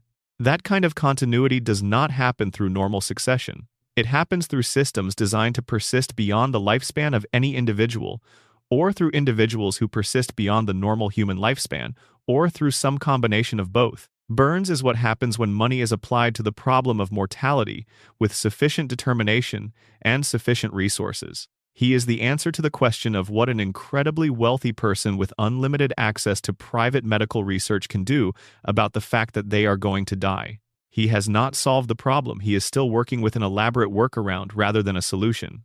But he has pushed the problem far enough into the future that for practical purposes, for the purposes of managing Springfield and running the plant and doing everything else that Burns does, the difference between his arrangement and actual immortality is negligible. He is too expensive to die, and Springfield will keep paying the bill through its contaminated water and its damaged biology and its collective inability to recognize what the plant is doing to it for as long as the treatments hold. Number. Springfield's social contract, The full mechanism. The Principal and the Pauper episode reveals the mechanism of Springfield's collective amnesia in explicit terms, but the mechanism was operating long before the episode arrived to describe it. Understanding the full scope of what the episode revealed requires looking at the pattern of Springfield's forgetting across the entire run of the show. Consider how many times Springfield has experienced events that should have permanently altered its character. The dome from the movie, which would have been the defining event in any real community's history, sealing an entire town under federal order because its environmental contamination was too severe to allow it to remain connected to the rest of the country. The multiple instances of the town being rebuilt after various forms of destruction, the alien encounters, the conspiracy involving the suppression of the sun, the revelation of official corruption at essentially every level of Springfield's institutional structure, the ongoing evidence of radiation damage that is visible in every resident of the town. All of it forgotten. Not forgotten in the sense that the characters could not recall it if directly asked. Forgotten in the sense that the community has chosen not to carry it forward, chosen not to let it change the relationships and the institutions and the daily patterns that constitute Springfield life. The forgetting is active rather than passive. It requires the same kind of collective agreement that the Principal and the Pauper episode depicts in explicit, formal, legally documented terms. Chief Wiggum, as an institutional figure, embodies the forgetting mechanism. He is the head of the Springfield Police Department, which means his function is supposed to be the maintenance of official, accurate, accountability-based accounts of events. What his function actually is, across the show's run, is the production of whichever official account allows Springfield to move forward without having to confront anything too uncomfortable. He investigates in ways that produce the conclusions the community needs. He closes cases when they need to be closed. He does this not because he is simply corrupt in a transactional sense, though the show certainly implies financial incentives at various points, but because he is a member of the community subject to the same social pressures as everyone else. The real Skinner being expelled is the episode's most concentrated image of how the mechanism deals with people who insist on truth. He is not argued with. He is not given a formal hearing. He is physically removed. As long as he is standing in Springfield, the agreed-upon version of reality has an embodied contradiction in it. Remove him, and the contradiction is gone. You cannot maintain a fiction about a person's identity while the person whose identity disproves the fiction is standing in front of you. The solution, in Springfield, is not to acknowledge the truth. The solution is to put the truth on a train. This is what happens to inconvenient reality in Springfield. It does not get refuted. It gets expelled. The people who embody it are removed from the community's presence so that their embodied evidence is no longer available. And once the embodied evidence is gone, the official account can be maintained as though it were simply true, because there is nothing in the field of view to contradict it. The episode's real importance is not what it does to Principal Skinner as a character, though that question is legitimate. Its importance is what it shows about the community that produced this outcome and chose to maintain it. A community that votes to keep the lie is a community that has decided what it values most. Not truth, not justice, not the rights of the actual Seymour Skinner to his own identity and his own life, but stability. The preservation of the comfortable familiar arrangement. The maintenance of the agreed-upon version of events over the messy, complicated, demanding truth. Springfield does not forget because its residents are cognitively incapable of remembering, though the radiation theory suggests their cognitive capacity has been impaired. Springfield forgets because the community has decided, collectively and repeatedly, that some things are better left unremembered. The cost of remembering the institutional disruption, the challenge to authority, the admission that things are not as they have been presented, exceeds what the community is willing to pay. So the community votes, and the vote carries, and the truth rides out of town on the next available train. Number Maggie's endgame? What 36 years of watching has produced? Maggie's strategic silence deserves one more pass, because the question of what she is building toward with 36 years of careful, sustained observation is the most genuinely open mystery the show has left on the table. Start with what she knows. Not what she suspects or what she has been told, but what she has directly observed from a vantage point that nobody in her family or her town has considered securing because it is a baby's vantage point and nobody monitors babies closely enough to control what they are exposed to. She has been present for essentially every significant conversation in the Simpson household for 36 years. She has heard Homer and Marge discuss their marriage, their finances, their fears, their hopes.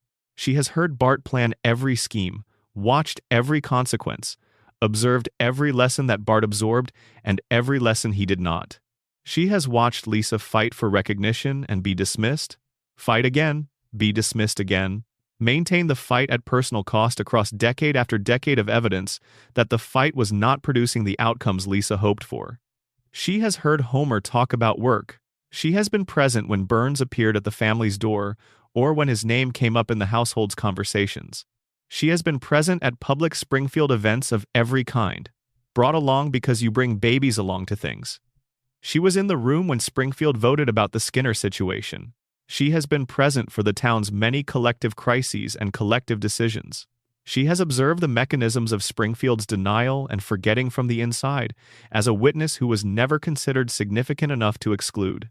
What she has built from all of this observing is a model, not a written record because she cannot write, not a spoken account because she will not speak, but an internal model of Springfield and the Simpson family and the relationships between them and the forces that shape them that is more comprehensive, more detailed, and more accurate than any model anyone else in Springfield possesses. Because everyone else in Springfield is either too cognitively impaired to connect the observations into a coherent picture, or too emotionally invested in a particular version of events to allow the picture to form accurately, or too concerned with their own drama to pay the quality of attention to the surrounding situation that Maggie has been paying for 36 years. Maggie does not have any of those limitations. She is not cognitively impaired. The show's evidence suggests the opposite. She is not emotionally invested in maintaining a particular fiction. She was too young when the important fictions were established to have developed the attachment to them that her family has. She is not distracted by her own drama. She has no drama, because she has built no relationships that could generate it. Because her strategic silence means she has not made herself a participant in the town's dynamics in a way that would create those entanglements. She has the clearest view of Springfield of anyone in Springfield. She knows where the bodies are, metaphorically speaking, and possibly more literally than that, given how long she has been watching and what has happened around her. She knows what the plant has done to the town. She knows what Burns did to her family. She knows the truth about Skinner, because she was present when it was revealed. She knows more about what is actually happening in her household than anyone else who lives there, because she has been watching all of it with the specific quality of attention that you can only maintain when you have decided not to participate. What she is going to do with all of it is the show's last remaining real mystery. Not which state Springfield is in, not who really shot Mr. Burns, not how Burns is still alive. Those mysteries have sufficient evidence available to construct plausible answers. Maggie's endgame has no such evidence. It is purely perspective. We have seen what she is capable of. We have watched what she has been building toward. But the building is still in progress. The decision about what to do has not yet been made, or if it has been made, has not yet been acted on. The pacifier is still in place. The enormous eyes are still watching. Behind the baby face and the 36 years of silence, something is thinking at a level that no one around it suspects. And the moment Maggie decides that the moment has arrived, that the 36 years of preparation are sufficient, that the time has come to speak and to act and to use what she has built, that moment will be unlike anything Springfield has seen before. Nobody will see it coming. Not Homer, not Burns, not the town, not anyone. That is exactly how Maggie designed it. Number, the predictions, the cultural physics of inevitability. When we say that The Simpsons shapes the future rather than predicts it, we are describing something communication theorists and cultural critics have worked to understand for decades. The way sufficiently prominent cultural artifacts change the probability distribution of future events by reshaping what people understand as possible, inevitable, or funny. The Trump example is the clearest case. The show depicted a Trump presidency in 2000 as a joke about the logical extreme of a tendency already visible in American political culture. The tendency of celebrity status and economic power to generate political ambitions that in earlier era's gatekeepers would have filtered out. The joke worked because it took something real, Trump's long public flirtation with political candidacy, the growing cultural appetite for outsider figures, the television-inflected nature of political performance, and pushed it to its most absurd conclusion. But the joke did not just observe the tendency, it named it. It gave it a specific face and a specific narrative and a specific trajectory. When Trump began his actual political ascent 15 years later, millions of Americans already had a frame. They had seen this before. Not in real life, but in a cartoon, in a context where it was presented as an obvious joke about where things were already heading. The Simpsons had made a Trump presidency feel like a genre of event rather than an unprecedented one. It had placed the scenario into the category of things that are possible, even things that the logic of current trends seems to be pushing toward. And things that feel inevitable attract less resistance than things that feel contingent. When an outcome seems predetermined, the energy that might otherwise have been devoted to preventing it is instead devoted to adapting to it. The show's satire of this and other trends made them feel more inevitable. And things that feel more inevitable become, in a modest but real way, more probable because cultural legitimization of an outcome removes a barrier, the barrier of its seeming impossible or unprecedented that otherwise constrains behavior. This is not magic.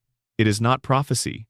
It is the normal operation of powerful cultural objects in a society whose expectations are partly shaped by what its most prominent texts tell it to expect. The Simpsons told America, repeatedly and in great detail, what its own tendencies were building toward. And when those tendencies eventually materialized, the audience's response was shaped by the fact that they had already been given the frame. They recognized what they were seeing. They called it a prediction. But what they were really experiencing was the completion of a cultural preparation that the show had been making for years. The confirmation bias dimension is equally important and less comfortable to sit with, because it implicates the audience rather than the show. The Simpsons has also made thousands of predictions that did not come true.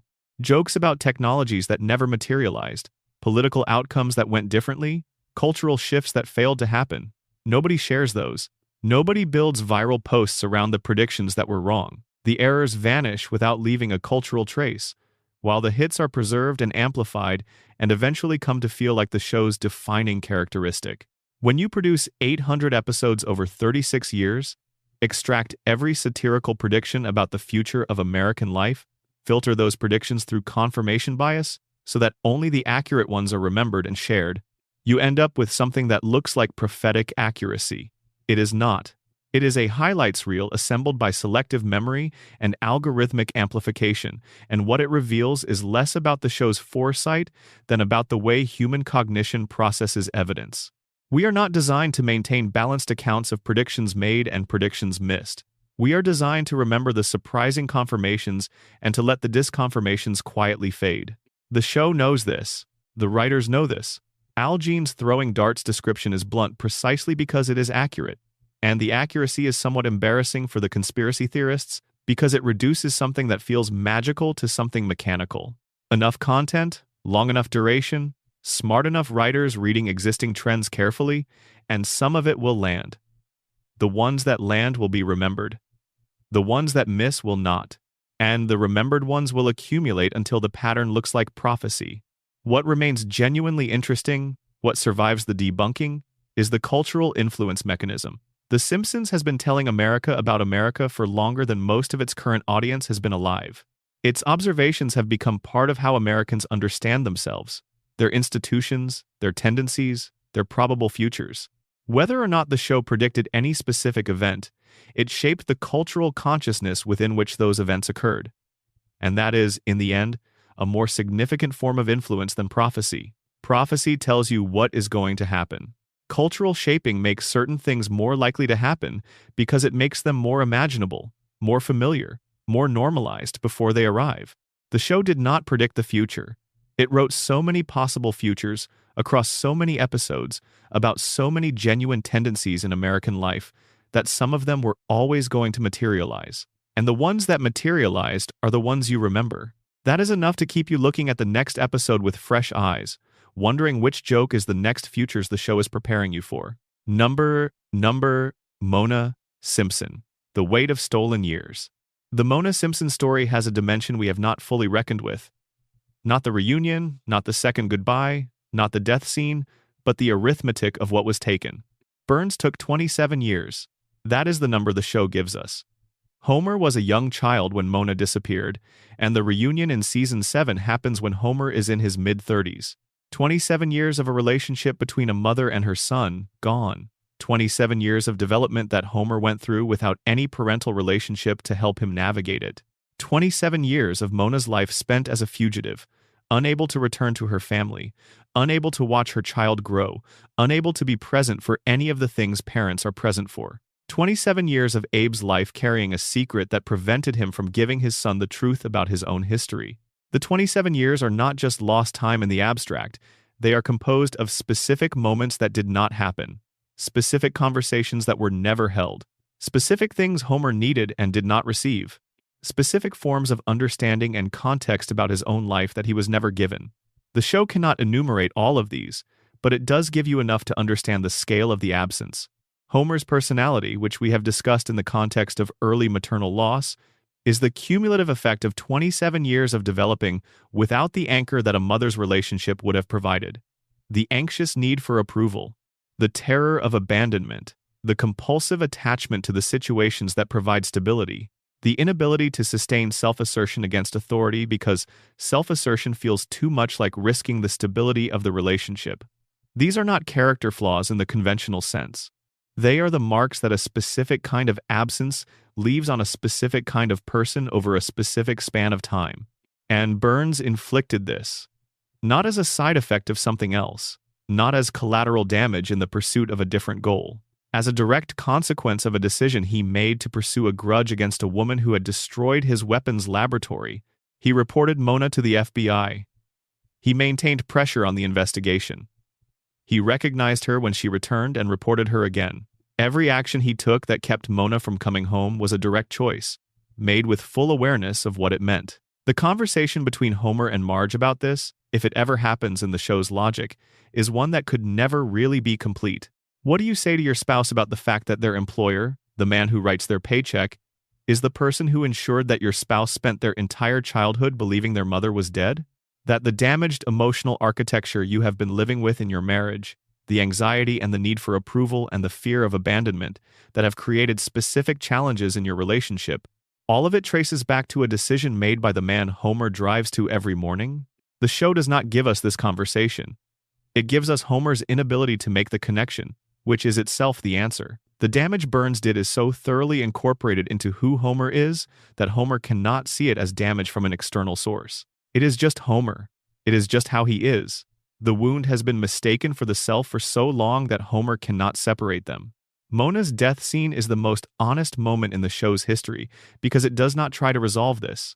It does not give Homer the clarity or the anger or the catharsis that the story might seem to warrant. It just gives him the loss again. The same loss he experienced at 6 years old and then again when she had to leave in season 7, the third time the same woman has been taken from him, and this time there is no possibility of a fourth. This time the loss is permanent. And Homer sits with her and holds her hand, and the show does not reach for a joke.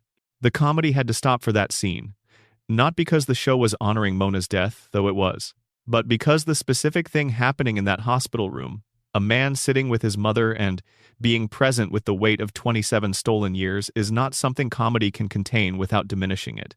The show knew this. The scene is what it is. Quiet. Direct. Responsible to the full weight of what it is depicting. Burns did that. Burns made that scene necessary. Not the grief of losing a parent, which is universal, but the specific character of that grief. The accounting of years that were taken rather than simply passed, the knowledge of who was responsible, the inability to pursue that knowledge into any form of consequence or accountability because the man responsible is too powerful, and Homer too cognitively limited and the deal too firmly in place. Homer will go to work tomorrow. He will drive to the plant. He will go to Sector 7G. He will probably fall asleep at his console. Burns will not remember his name, and the cycle will continue as it always has, as it was designed to, as it will for as long as both of them are alive. Mona fought and lost. Abe chose a deal over justice. Homer inherited the consequences and could never understand why. The Simpsons is a comedy. Underneath the comedy is one of the most carefully constructed tragic arcs in television history. It just tells its tragedy through jokes, which is the oldest human method for surviving the things that would otherwise be unbearable. Number, the geographic mystery a town designed to evade, Springfield's location mystery has a specific regulatory dimension that deserves more attention because it connects directly to the plant's continued operation and Burns's ability to conduct business without meaningful accountability. Environmental regulation in the United States involves a complex patchwork of federal and state authority. The EPA has federal-level jurisdiction over certain categories of environmental violation, but much of the day-to-day oversight of industrial facilities falls to state environmental agencies, state attorneys general, and state regulatory bodies. Different states have different resources, different enforcement priorities, different political relationships with major industrial employers. A plant with a fixed, confirmed location has a fixed regulatory authority. That authority can be pressured, lobbied, or influenced, as Burns presumably does, but it can also be targeted precisely. A determined journalist, attorney general, or advocacy organization knows exactly which state agency to pursue, which FOIA requests to file, which officials to hold accountable. The regulatory target is clear. A plant whose state location is genuinely ambiguous has no single clear regulatory authority. Any state agency that tried to act against it would face potential jurisdictional challenges. Multiple state agencies, each believing the facility might be in their territory, might defer to each other rather than act unilaterally. Federal oversight would apply, but federal enforcement is slow, resource-constrained, and significantly influenced by the political dynamics of the states involved. Springfield's geographic uncertainty functions as a regulatory moat. A town that cannot be definitively located cannot be definitively regulated. A plant that cannot be definitively located exists in a perpetual jurisdictional gray area where accountability is always nominally someone else's responsibility. And in that gray area, 342 violations can persist indefinitely, because the question of which authority has the power to compel their remediation never reaches a clear answer. The floating location is protective in the same way the floating timeline is protective. Neither can be pinned down. And things that cannot be pinned down cannot be held accountable. Springfield drifts between possible locations the same way its history drifts between possible versions, and in both cases, the drift is the defense. The principle in the pauper theory adds the most interesting layer. If Springfield operates through collective denial and the systematic suppression of inconvenient truths, then the town's geographic vagueness is the ultimate expression of that suppression. The location is what Springfield has agreed not to know about itself.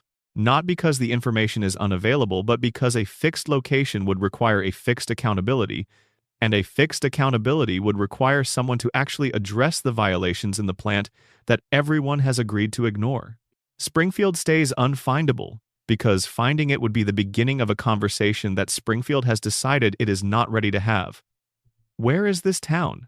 In whatever state allows it to keep doing what it is doing for as long as it can manage, which, given the systems that sustain it, might be a very long time indeed. Number, the floating timeline, what it costs to stay still? The floating timeline is not a neutral production convention. It has a price, and the price is paid by the characters who live within it. Consider what it means to be Bart Simpson in any sustained way. Not the icon, not the cultural symbol, the actual person the show has built. Bart is 10 years old and has been 10 years old for his entire depicted life. He has never experienced the transition to adolescence.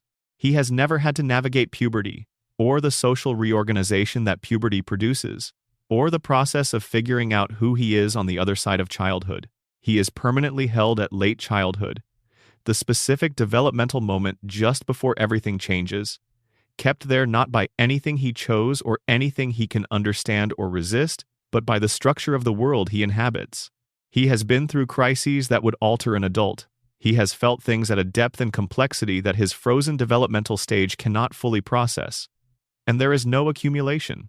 Every experience cycles back into the same 10-year-old self without producing the cumulative effect that experiences normally produce in a developing person. He has no way to grow from what he goes through. His identity cannot develop because the developmental process has been suspended. Bart's rebelliousness is usually read as personality. He is the bad kid, the troublemaker, the one who acts out. But consider it as a response to a situation. He is a consciousness trapped in a developmental moment, unable to progress beyond it, experiencing the full range of human challenge without the gradual developmental tools that normally allow a person to build resilience and identity across time.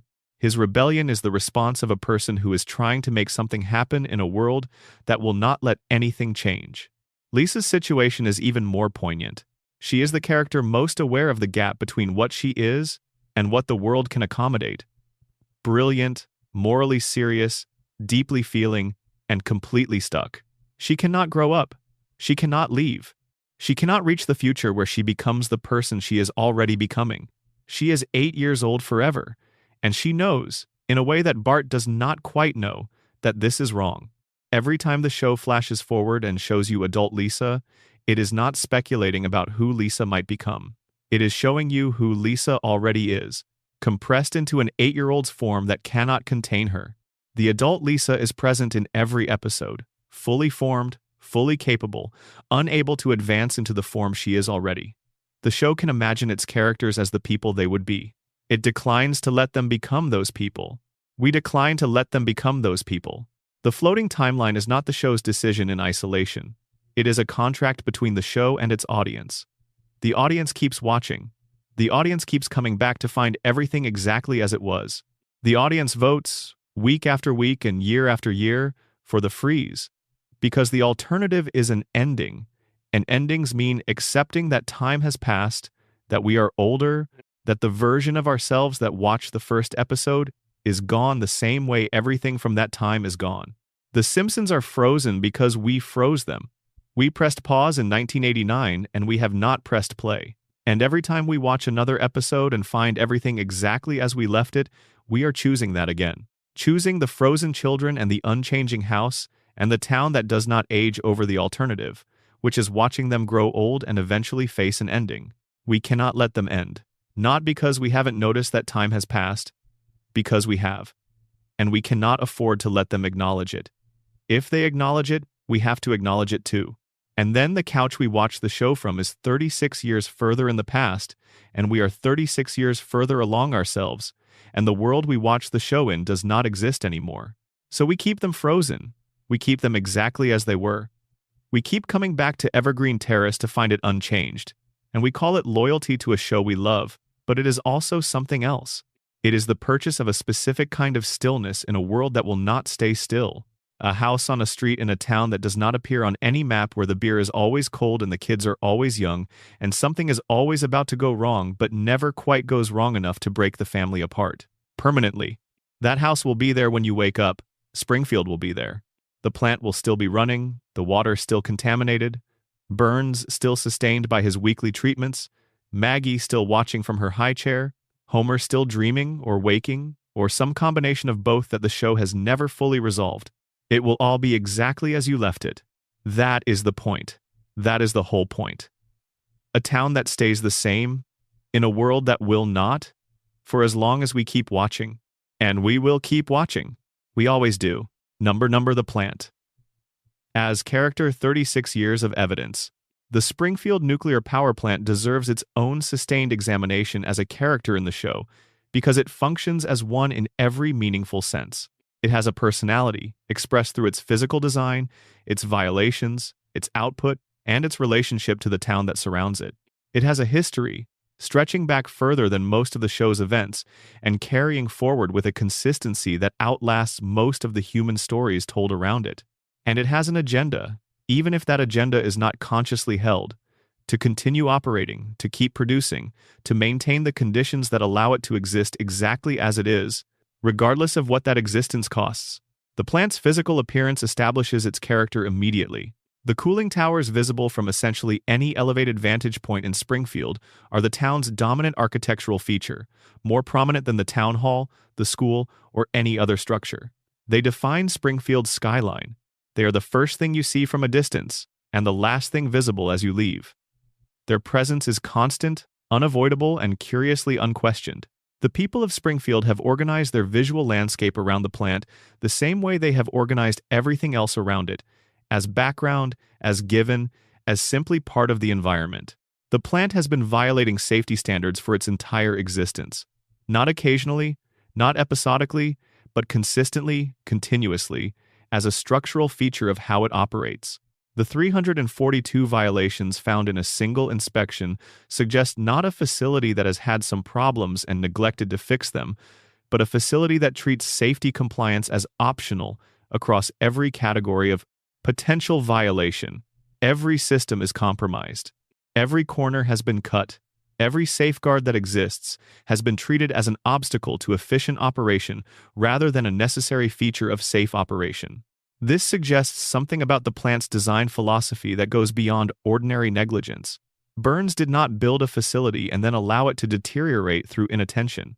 He built a facility according to a specific operational philosophy: maximum output at minimum investment, with safety standards treated as variables to be optimized around rather than constraints to be respected.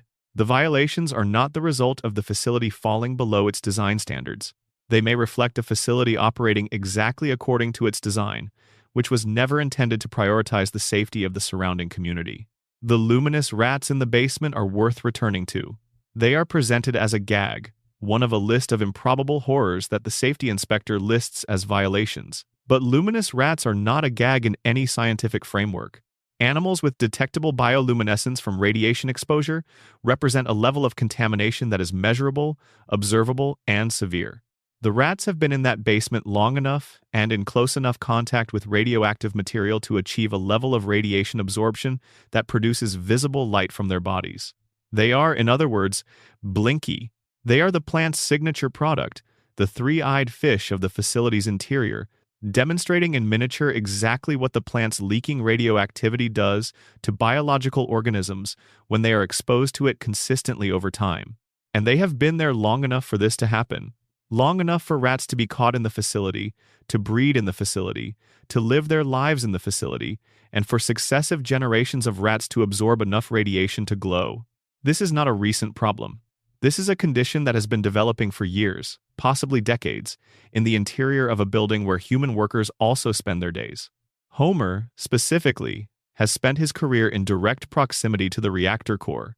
His workstation is in a position that would, in a facility operating to actual safety standards, require significant protective equipment and strict time-limited exposure protocols. Homer has no such protocols.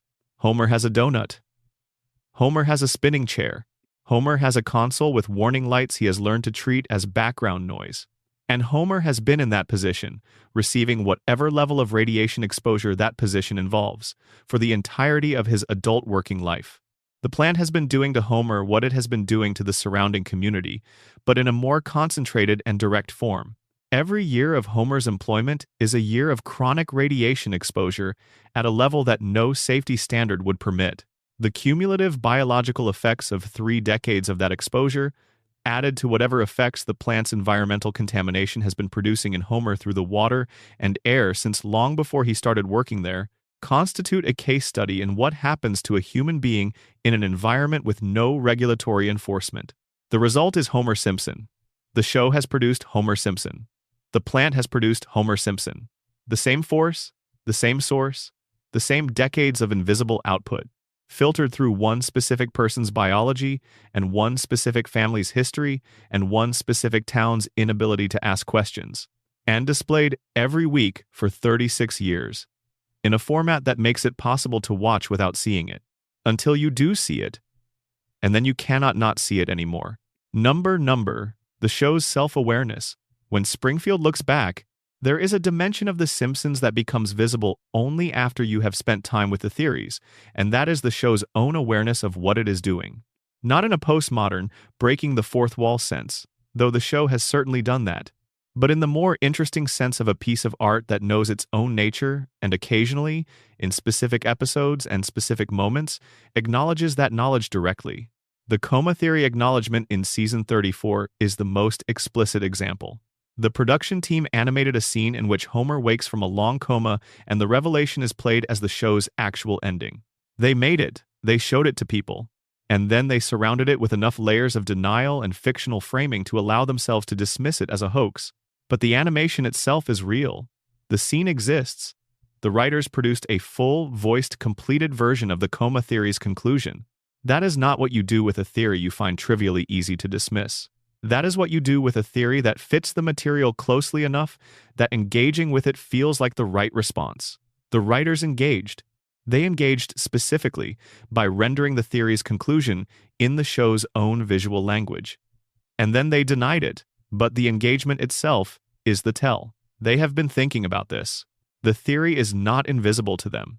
It is present enough in their awareness of their own work that producing an animated version of it seemed like a worthwhile creative act. The OJ reference in the clip show episode during the dismissal of the Smithers alternate ending is another moment of this self-awareness. The show is explicitly pointing at the real-world context of ignoring evidence, explicitly noting that official verdicts and physical evidence do not always correspond, and doing this in the same breath as it dismisses a version of its own mystery.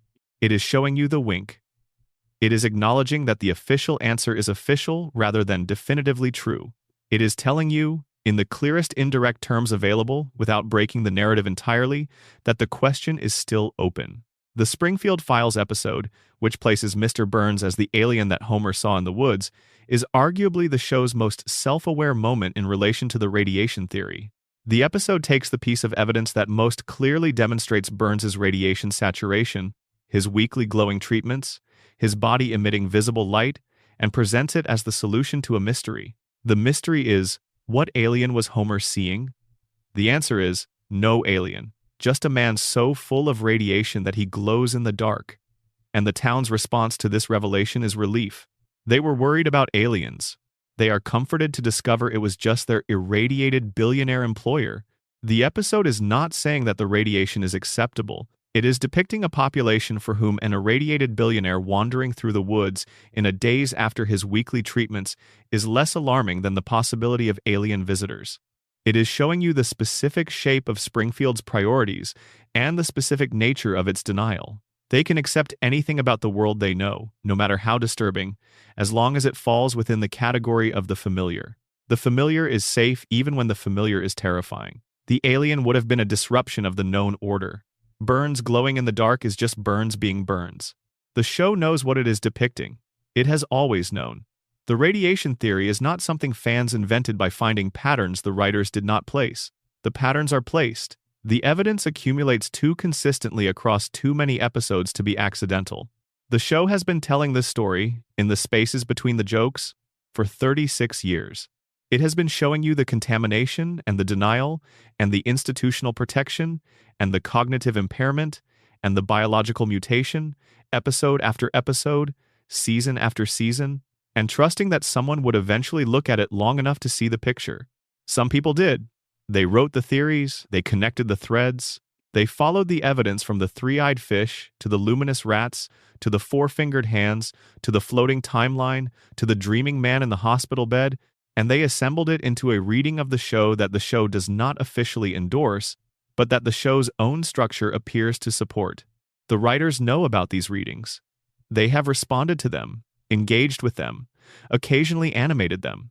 The conversation between the show and its most attentive audience has been going on for years. In the specific language of Easter eggs and reference episodes and winking dismissals and alternate endings that are produced and then denied, the show is telling you something. It has been telling you the same thing for a long time. It just cannot say it directly, because saying it directly would mean acknowledging what Springfield actually is, and Springfield has voted not to acknowledge what Springfield actually is. The show is the one area where the vote does not entirely hold. The show sneaks the truth in around the edges of the jokes, in the gaps between the gags, in the details that seem throwaway until you have seen enough of them to recognize the pattern they form. The luminous rats, the human skeletons, the glowing billionaire, the three-eyed fish, the yellow skin, the four fingers, the man who has never aged in over a century, the baby who is always watching, the town that keeps forgetting, the family that cannot grow up, the plant that has been cracked and leaking since before anyone currently alive can remember. None of it is accidental. All of it is evidence. The show placed it there, in plain sight, across 36 seasons, and waited to see who would notice. You noticed. That is why you are here. Number Burns and Springfield. The perfect symbiosis of damage. We have discussed Burns as the architect of Springfield's problems, but the relationship between Burns and Springfield is more precisely described as a symbiosis than a simple exploitation, because Springfield is not simply a passive victim of Burns's activities.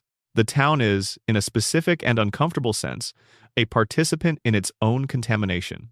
Springfield has had opportunities to change its relationship with Burns, Not abundant opportunities, not opportunities without significant risk or cost, but opportunities. The election involving Blinky was one. A gubernatorial candidate ran explicitly on an anti-Burns environmental platform and came close enough to winning that the outcome was uncertain for a period. Burns had to eat the fish on television. The situation was sufficiently threatening to his position that he could not simply dismiss it. And then he won. He ate the fish, and he kept the plant, and the candidate lost and the issue faded. Springfield chose Burns in that election, not unanimously and not without reservation. But the aggregate choice of the community was to keep the arrangement that Burns provides. The economic logic we discussed earlier explains part of this. The cognitive impairment from radiation exposure may explain more of it. The collective denial mechanism that the principal and the pauper makes explicit explains still more. But underneath all of those explanations, there is a simpler one that is worth acknowledging. Springfield is comfortable with Burns. Not comfortable in the sense of being at ease, not comfortable in the sense of being without grievance. Comfortable in the sense of familiar. Burns is the devil they know. The arrangement, however damaging, is the arrangement they have built their lives around. The economy depends on it, yes. But beyond the economy, the social structure depends on it, the daily routines depend on it. The sense of what Springfield is depends on the continued presence of the nuclear plant and its owner as a fixture of the landscape.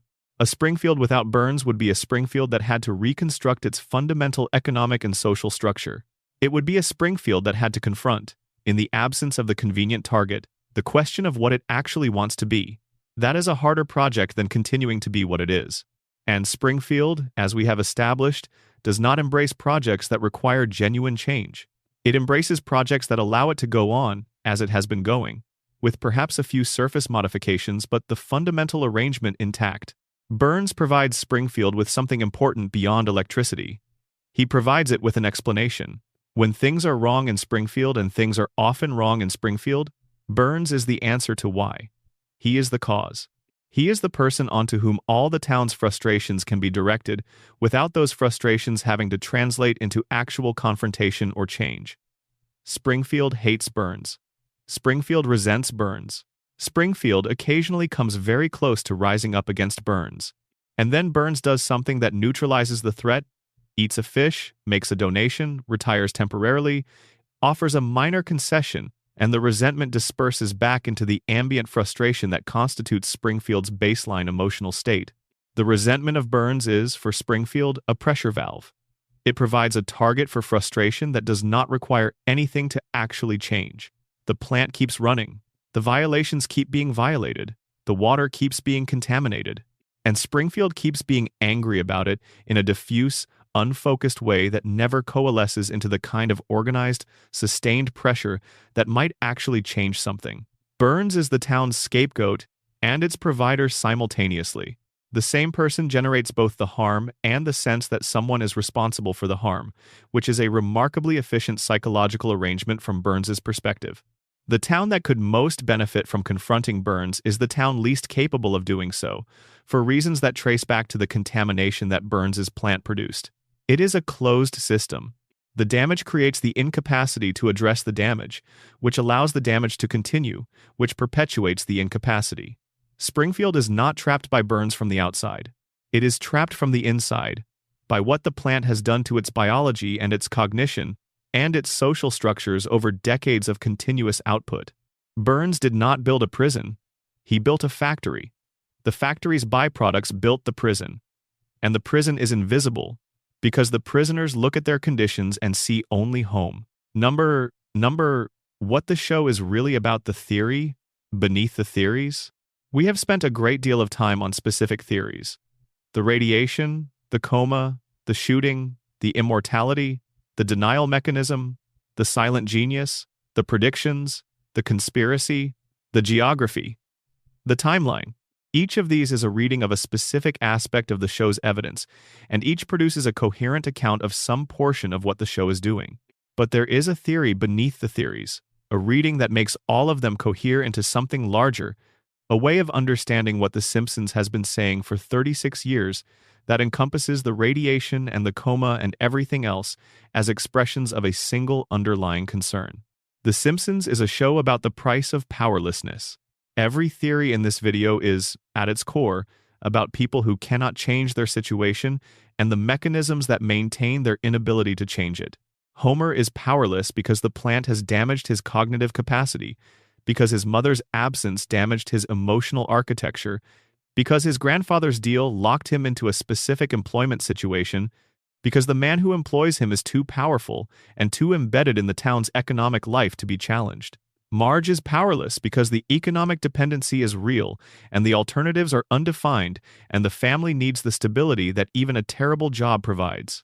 Bart and Lisa are powerless because they are children in a world that does not take children seriously, in a town that does not take its most perceptive residents seriously, in a family that loves them but cannot always reach them. Maggie is the only member of the family who has responded to powerlessness with a strategic plan, and her plan requires 36 years of silent preparation. Springfield as a whole is powerless because the economic dependency is real, and the cognitive impairment is real, and the collective denial mechanism is a survival strategy rather than a failure of character and the systems that maintain. Things as they are have been operating long enough to be self-sustaining and self-defending.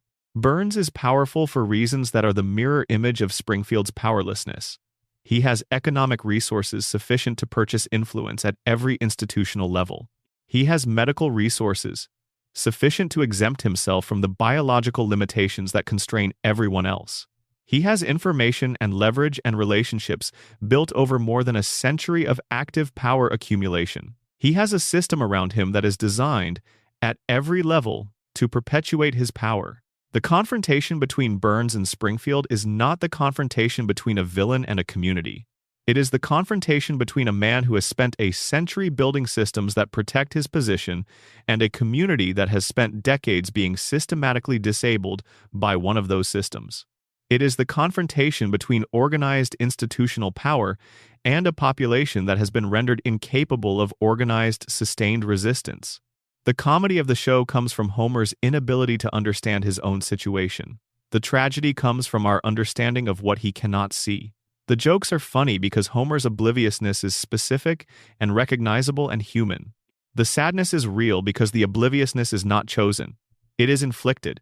It is the product of what was done to Homer and to Springfield over decades by forces that Homer did not create and cannot perceive. The show has been making this argument for 36 years. Not directly, not in the form of a political manifesto or a social critique explicitly labeled as such.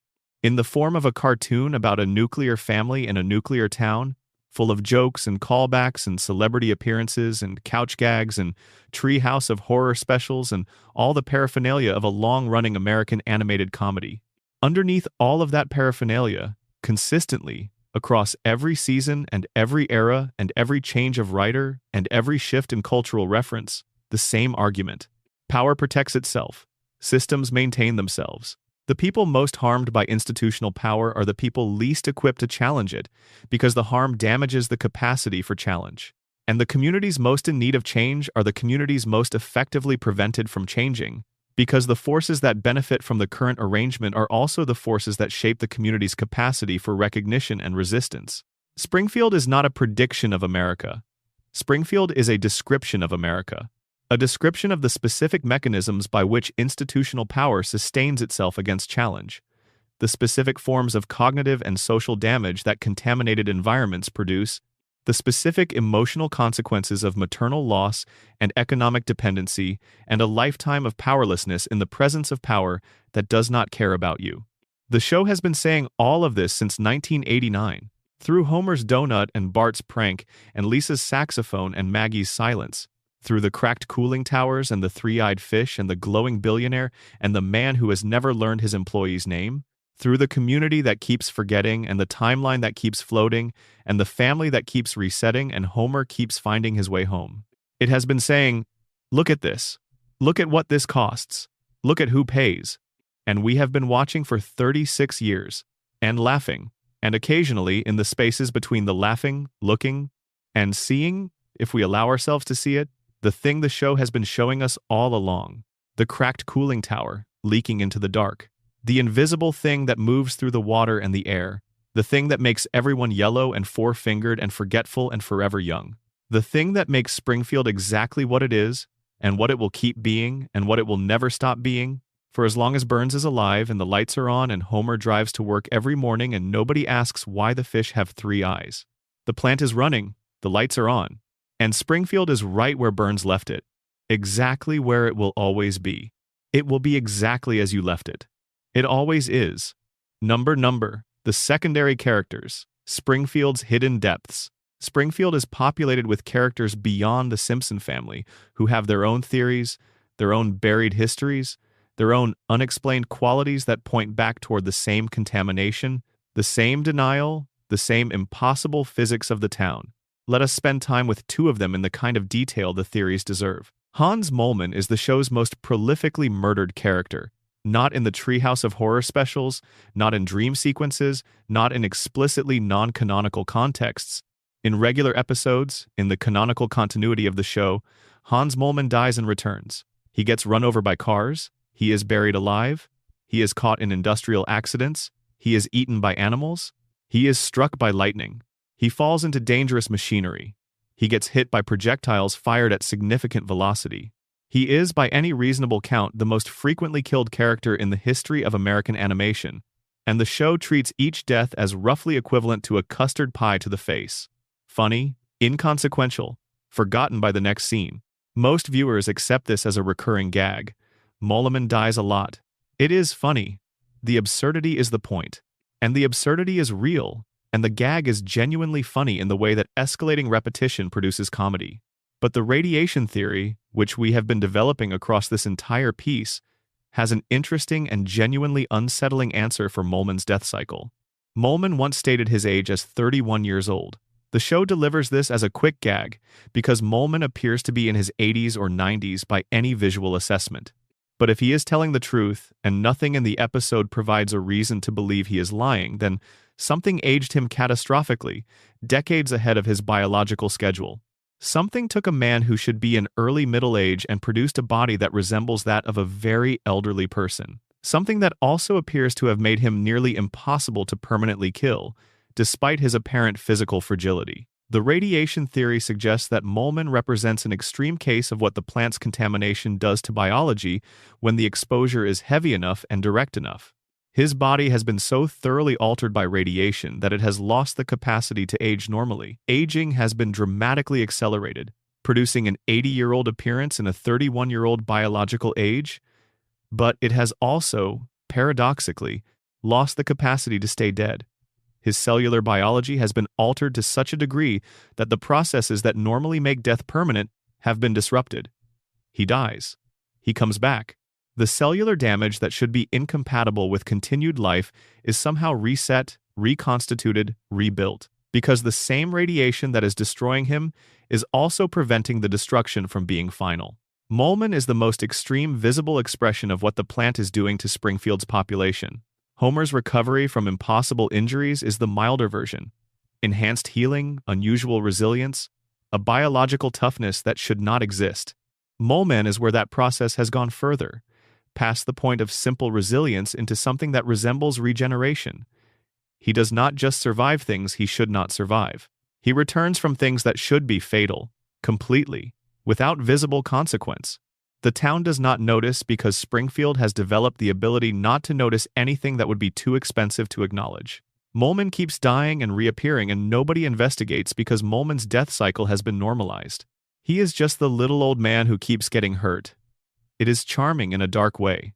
It is the kind of thing that becomes part of the background of a place, unremarkable through familiarity. But Moleman is not unremarkable. Moleman is the canary in the coal mine, the most visible evidence available that something in Springfield's environment has fundamentally broken the normal relationship between biological organisms and death. His body dies and his body continues.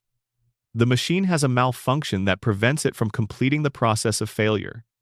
That malfunction is not natural. Something produced it. And the most parsimonious available explanation is the same explanation for everything else in Springfield. Ned Flanders presents a different and in some ways more disturbing angle on the town's dynamics. Ned is the character the show has spent 36 years constructing and then systematically dismantling in ways so subtle that most viewers experience the dismantling without quite being able to name what is being dismantled. He is kind, he is generous, He is devout. He is physically disciplined, financially responsible, a present and engaged father, a genuine and patient neighbor. He is, by any objective measure, a better person than Homer Simpson in essentially every way the show can measure.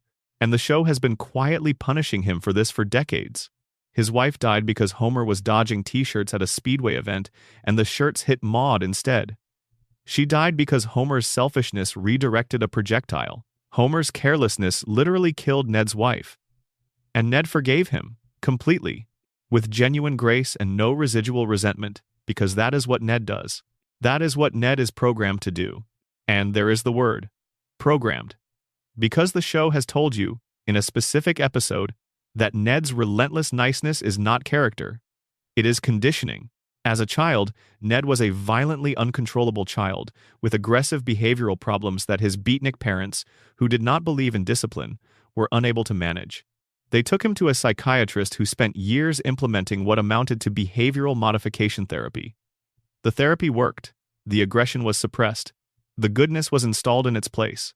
Ned Flanders, the nicest man in Springfield, is nice because he was trained to be nice by a psychiatric intervention that took a feral child and produced a functional, pro-social adult through systematic conditioning. His kindness is real, the values are real, but they were produced by external intervention, not developed organically, and the aggression that the therapy suppressed did not disappear. It went somewhere. Somewhere inside Ned, under the conditioning, there is the original Ned, the one who existed before the therapy, the one with the rage and the violence and the uncontrollability that made his parents desperate enough to turn him over to a psychiatrist for a years-long program of behavioral modification. The show has shown you what happens when the conditioning fails. In the hurricane episode, when Ned's house is destroyed and the community rebuilds it so badly that it collapses immediately, Ned reaches his breaking point and screams. He says things he has been holding inside for decades. The targets of his anger are everyone who has wronged him, which is essentially everyone in Springfield, and the things he says are accurate. They are true. They are the things that a person with Ned's history and Ned's experiences would genuinely feel if the behavioral suppression were removed. And then he is institutionalized, and the therapy is reinforced, and the conditioning is restored, and Ned goes back to being Ned. The institutionalization is the most telling part. Not because Ned is dangerous in the episode, he is not. He is in psychological pain, but because the community's response to Ned's breakdown is to suppress it, to send him away until the suppression is restored, to treat his expression of genuine feeling as a malfunction that requires professional intervention rather than as a legitimate human response to a set of genuinely terrible things that have happened to him. The community does not sit with Ned's grief or his anger. It medicates it, it institutionalizes it, it puts it somewhere out of sight, until the machinery of his personality can be restored to its normal output. Ned is what the system looks like when it is working perfectly. His conditioning has produced a man who absorbs unlimited damage and responds with unlimited forgiveness, who supports the community that fails him, who maintains his faith in institutions that do not honor the values those institutions claim to represent. He is the ideal participant in a community that requires compliance and patience and the absorption of harm without resistance. Springfield needs Ned to be exactly what he is. And so the therapy holds. And the rage stays suppressed. And Ned keeps showing up with the casserole and the kind word and the patient forgiveness for the neighbor who keeps causing damage. The God silence is the detail that makes Ned's story genuinely haunting rather than just sad. The show has established, canonically, that God exists in its universe and occasionally communicates directly with Homer. Homer, who sleeps in church, who treats religious observance as a social obligation rather than a spiritual practice, who has done essentially nothing to cultivate a relationship with the divine, has had direct face-to-face conversations with God. God has spoken to Homer, warned him, joked with him, and engaged with him as an individual. Ned has spent his entire depicted life in active, sincere, disciplined religious practice. He has structured his entire existence around his faith. He prays, he reads scripture, he attends services. He lives to the best of his ability and conditioning, according to the values his religion describes. He is, within the show's universe, the most sincerely devout character in Springfield. God has never spoken to Ned. The drunk who falls asleep in the pew gets divine conversation. The devout man who has built his life around the relationship gets silence. This is not an accident of the show's plotting. This is a statement about how Springfield works and who Springfield rewards. The system does not reward Ned's goodness. The system does not recognize his compliance as merit. The system, if it recognizes Ned at all, recognizes him as a resource, as a stable, reliable, self-maintaining resource that produces community benefit without requiring anything in return. Ned is what happens when you do everything right in a system that does not reward rightness. Homer is what happens when you do everything wrong in a system that does not punish wrongness. They live next door to each other. They have always lived next door to each other, and the gap between them has never closed, will never close, because the gap is structural rather than personal. The system requires both of them exactly where they are. Homer in Sector 7G, providing his specific form of incompetent cover for the plant's ongoing violations. Ned next door, providing his specific form of patient forgiveness for the damage that Homer's life keeps producing. The two men are not just neighbors. They are complementary components of a system that uses both of them and has no interest in the welfare of either. Springfield will keep running. The gap will not close. And next door to Homer, Ned will keep praying to a God who talks to Homer and keeping the casserole warm and absorbing the damage and forgiving the neighbor who keeps causing it. Because that is what the conditioning produces. And the conditioning holds. Number, the Treehouse of Horror. When the mask slips, the Treehouse of Horror episodes occupy a special place in the show's mythology that is worth examining in the context of everything we have discussed. These annual Halloween specials are presented as non-canonical, as flights of deliberate fantasy that exist outside the show's normal continuity and therefore outside the normal rules about what can happen and what consequences it can have. Characters die. They come back. Physics becomes negotiable. The horror genres are engaged directly rather than through satire. The conventional understanding is that these episodes are the show letting off steam, doing things in a clearly labeled fantasy context that it cannot do in the main continuity. Killing characters, depicting actual violence, going places tonally that the regular show does not go. The non-canonical framing is supposed to provide a safety valve. None of this matters. It is all in the Halloween spirit. We will be back to normal next week. But the Treehouse of Horror episodes reveal something about the show's regular universe by contrast. In the horror specials, the impossible happens because the narrative has given itself explicit permission to do impossible things. Characters stay dead because the episode decides they should stay dead. Consequences accumulate because the episode permits accumulation. The world changes because the story is not committed to returning everything to normal by the time the credits roll. In the regular continuity, impossible things also happen. Characters survive what should be fatal. Consequences do not accumulate. The world returns to normal regardless of what has occurred. But in the regular continuity, these impossibilities are not presented as the result of explicit narrative permission. They are presented as the normal operation of Springfield's world. The impossible is not labeled as horror or fantasy. It is labeled as Tuesday. The Treehouse episodes, in this reading, are not the show's departure from its normal universe. They are the show making explicit what the normal universe only implies. The horror anthology format gives the writers permission to show you directly what the regular format only gestures toward. In the horror episodes, the radiation produces visible monsters. In the regular episodes, it produces Homer. In the horror episodes, the people who need to die stay dead. In the regular episodes, they die and come back and nobody comments. In the horror episodes, Springfield's mechanisms of control and suppression are rendered as literal, external, visually present forces. In the regular episodes, they are the invisible infrastructure of a seemingly normal community. The horror episodes are Springfield's shadow, the version of the town in which what is always happening is happening with the volume turned up and the pretense stripped away. The monster in the Treehouse of Horror is always, on some level, the same monster as in the regular continuity. The difference is the mask. In the regular continuity, the mask is the comedy. The jokes, the gags, the celebrity appearances, the couch sequences, all of the surface texture that makes the show entertaining rather than alarming. The mask is what makes it possible to watch without having to fully engage with what you are watching. You are laughing so you are not quite seeing. You are following the plot so you are not quite thinking about the implications. The mask is functional. It allows the show to say things that could not be said without it, because the saying of them would be too uncomfortable, too heavy, too directly confrontational to sustain. The Treehouse episodes take the mask off for 3 short stories once a year. They show you what Springfield looks like when the comedy is not there to mediate the horror. And what Springfield looks like, without the comedy, is exactly what the theories describe. A contaminated zone, a town that has made peace with impossible things because the alternative is too expensive. A community that has agreed to survive its own situation by not fully recognizing what its situation is. The mask is back on by November. Springfield returns to its regular continuity.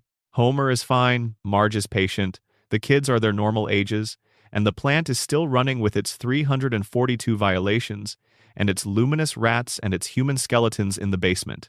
And none of the things that the Treehouse revealed are mentioned again until next October. Because in Springfield, you take off the mask for Halloween, and then you put it back on. And everyone agrees to keep it on. Because that is the deal. That is the social contract. That is the vote that Springfield keeps taking. Every week, every episode, every couch gag and every celebrity appearance and every Homer survives something impossible and every reset to normal that erases whatever happened the week before. The vote is, keep going, keep the mask on, keep the jokes coming, keep the plant running, keep the lights on, keep Homer employed and Ned forgiving and Maggie watching, and Burns alive, and the timeline floating, and the geography unmappable, and the truth illegal to speak. Keep Springfield exactly as it is. And we vote with them every time we watch. We have been voting with them for 36 years. Number, the long game. What 36 years of evidence accumulates to? We have been building toward this. Every section, every theory, every piece of canonical evidence. The radiation, and the coma, and the shooting, and the immortality, and the denial, and the silence, and the predictions, and the conspiracy, and the geography, and the timeline. All of it pointing at the same central observation, approached from different angles, arriving at the same place through different paths. Springfield is a system. It is not a town in the traditional sense of a community that developed organically over time, shaped by the choices and accidents and relationships of the people who live in it. It is an engineered environment, a place whose conditions have been produced and maintained by forces operating above the level of daily community life, forces whose interest in maintaining Springfield's current configuration give our collective interest in changing it. Burns built the plant. Burns designed the economic dependency. Burns pursued Mona and broke Homer, and made the deal with Abe, and hired the incompetent safety inspector, and kept the cooling towers cracked, and the waste in the water and the violations uncorrected. Burns built the system. But the system is self-sustaining now, in ways that go beyond what any single person controls. The radiation is already in the water. The cognitive damage is already done. The collective denial is already the community's primary operating mode. The economic dependency is already so thoroughly integrated into the town's structure that removing it would require a reconstruction that the town lacks the capacity to plan or execute. The system runs itself now. Burns maintains it, yes. Burns tends it, services it, manages the specific components that require active management, like his own biological survival and Homer's continued employment, and the periodic suppression of investigations, and the management of public relations crises like Blinky. But the broader system, the system of contamination and impairment and dependency and denial, operates on its own inertia. Even if Burns were gone tomorrow, the plant would keep running because Springfield needs it to run. The water would remain contaminated because the contamination is already in the water table. The population would remain cognitively impaired because the damage is already done. The collective denial would continue because the social mechanisms that maintain it are independent of any single figure controlling them. This is what the show has been building toward, slowly, across 3.5 decades. Not a story about a villain and the harm he causes, a story about a system and the way it perpetuates itself.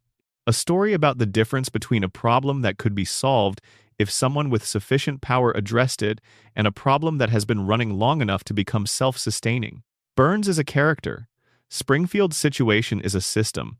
The character will eventually die, even with the weekly treatments, even with the pharmaceutical infrastructure, even with Smithers managing the schedule. Burns will eventually fail. But Springfield's system will outlast Burns, because the system has become independent of any individual's maintenance. The radiation has done its work, the impairment is in place. The denial is ingrained, the dependency is structural. The plant will keep running after Burns is gone, operated by whatever successor inherits the economic imperative that makes keeping it running preferable to the disruption of closing it. The water will keep being contaminated because the contamination is already there and remediation is expensive, and no one with the authority to mandate it has the political capacity to do so in Springfield. The population will keep forgetting because the social mechanisms of collective forgetting have been operating for long enough to become habitual, culturally embedded, self-reproducing through the normal transmission of community norms. This is the show's most honest and most difficult insight. It is not that one bad man built one bad thing. It is that one bad man built one bad system, and systems survive their builders. Burns put something into motion. He did it deliberately, using resources and intelligence and ruthlessness that few people could match. And what he put into motion has been running for decades, and will keep running because it has achieved what all systems aspire to: independence from the intentions of the person who created it. Springfield does not need Burns to keep being Springfield. Springfield will keep being Springfield because Springfield has learned to produce the conditions of its own continuation. The plant produces the revenue that makes the plant economically necessary. The contamination produces the impairment that makes the contamination invisible. The impairment produces the forgetting that makes the system stable. The stability makes the system self-reinforcing. The cycle closes. And Homer shows up every morning, and the lights stay on, and the fish have 3 eyes, and nobody asks why. They just keep watching, and laughing, and going home to Evergreen Terrace, which is where they live, which is where they have always lived, which is where they will always live, as long as the plant keeps running, which is forever, which is the point. Every theory examined, every thread followed, every piece of evidence accounted for. Springfield has been mapped as completely as Springfield allows itself to be mapped, which is not completely, because a town this strange and this old and this deliberately ambiguous cannot be fully contained in any account of it. There is always more. The show keeps producing evidence, one episode at a time, and the theories keep finding new material. That conversation between the most attentive part of the audience and the show that quietly pays attention back, that conversation keeps going. They told you the town was poisoned. They showed you the glowing man in the woods. They gave you the 3-eyed fish. They showed you a community that voted to criminalize the truth. They showed you the baby with eyes that miss nothing. They showed you the dreaming man, the immortal billionaire, the mother who had to disappear, the grandfather who made a deal in the dark, the son who inherited all of it and cannot understand why his life feels the way it feels. They told you everything. They have been telling you everything for 36 years. The question was never whether the evidence was there. The question was whether anyone was paying enough attention to see it. That is why you are here, at the end of this, with Springfield still humming somewhere in the background. The lights on, the plant running, the family on the couch, the timeline still floating over a town that cannot be found on any map. That town is yours now, in the way that all the places we inhabit fully enough eventually become ours. You know its history? You know its secrets? You know what the cracked cooling towers have been doing all these years? Good night.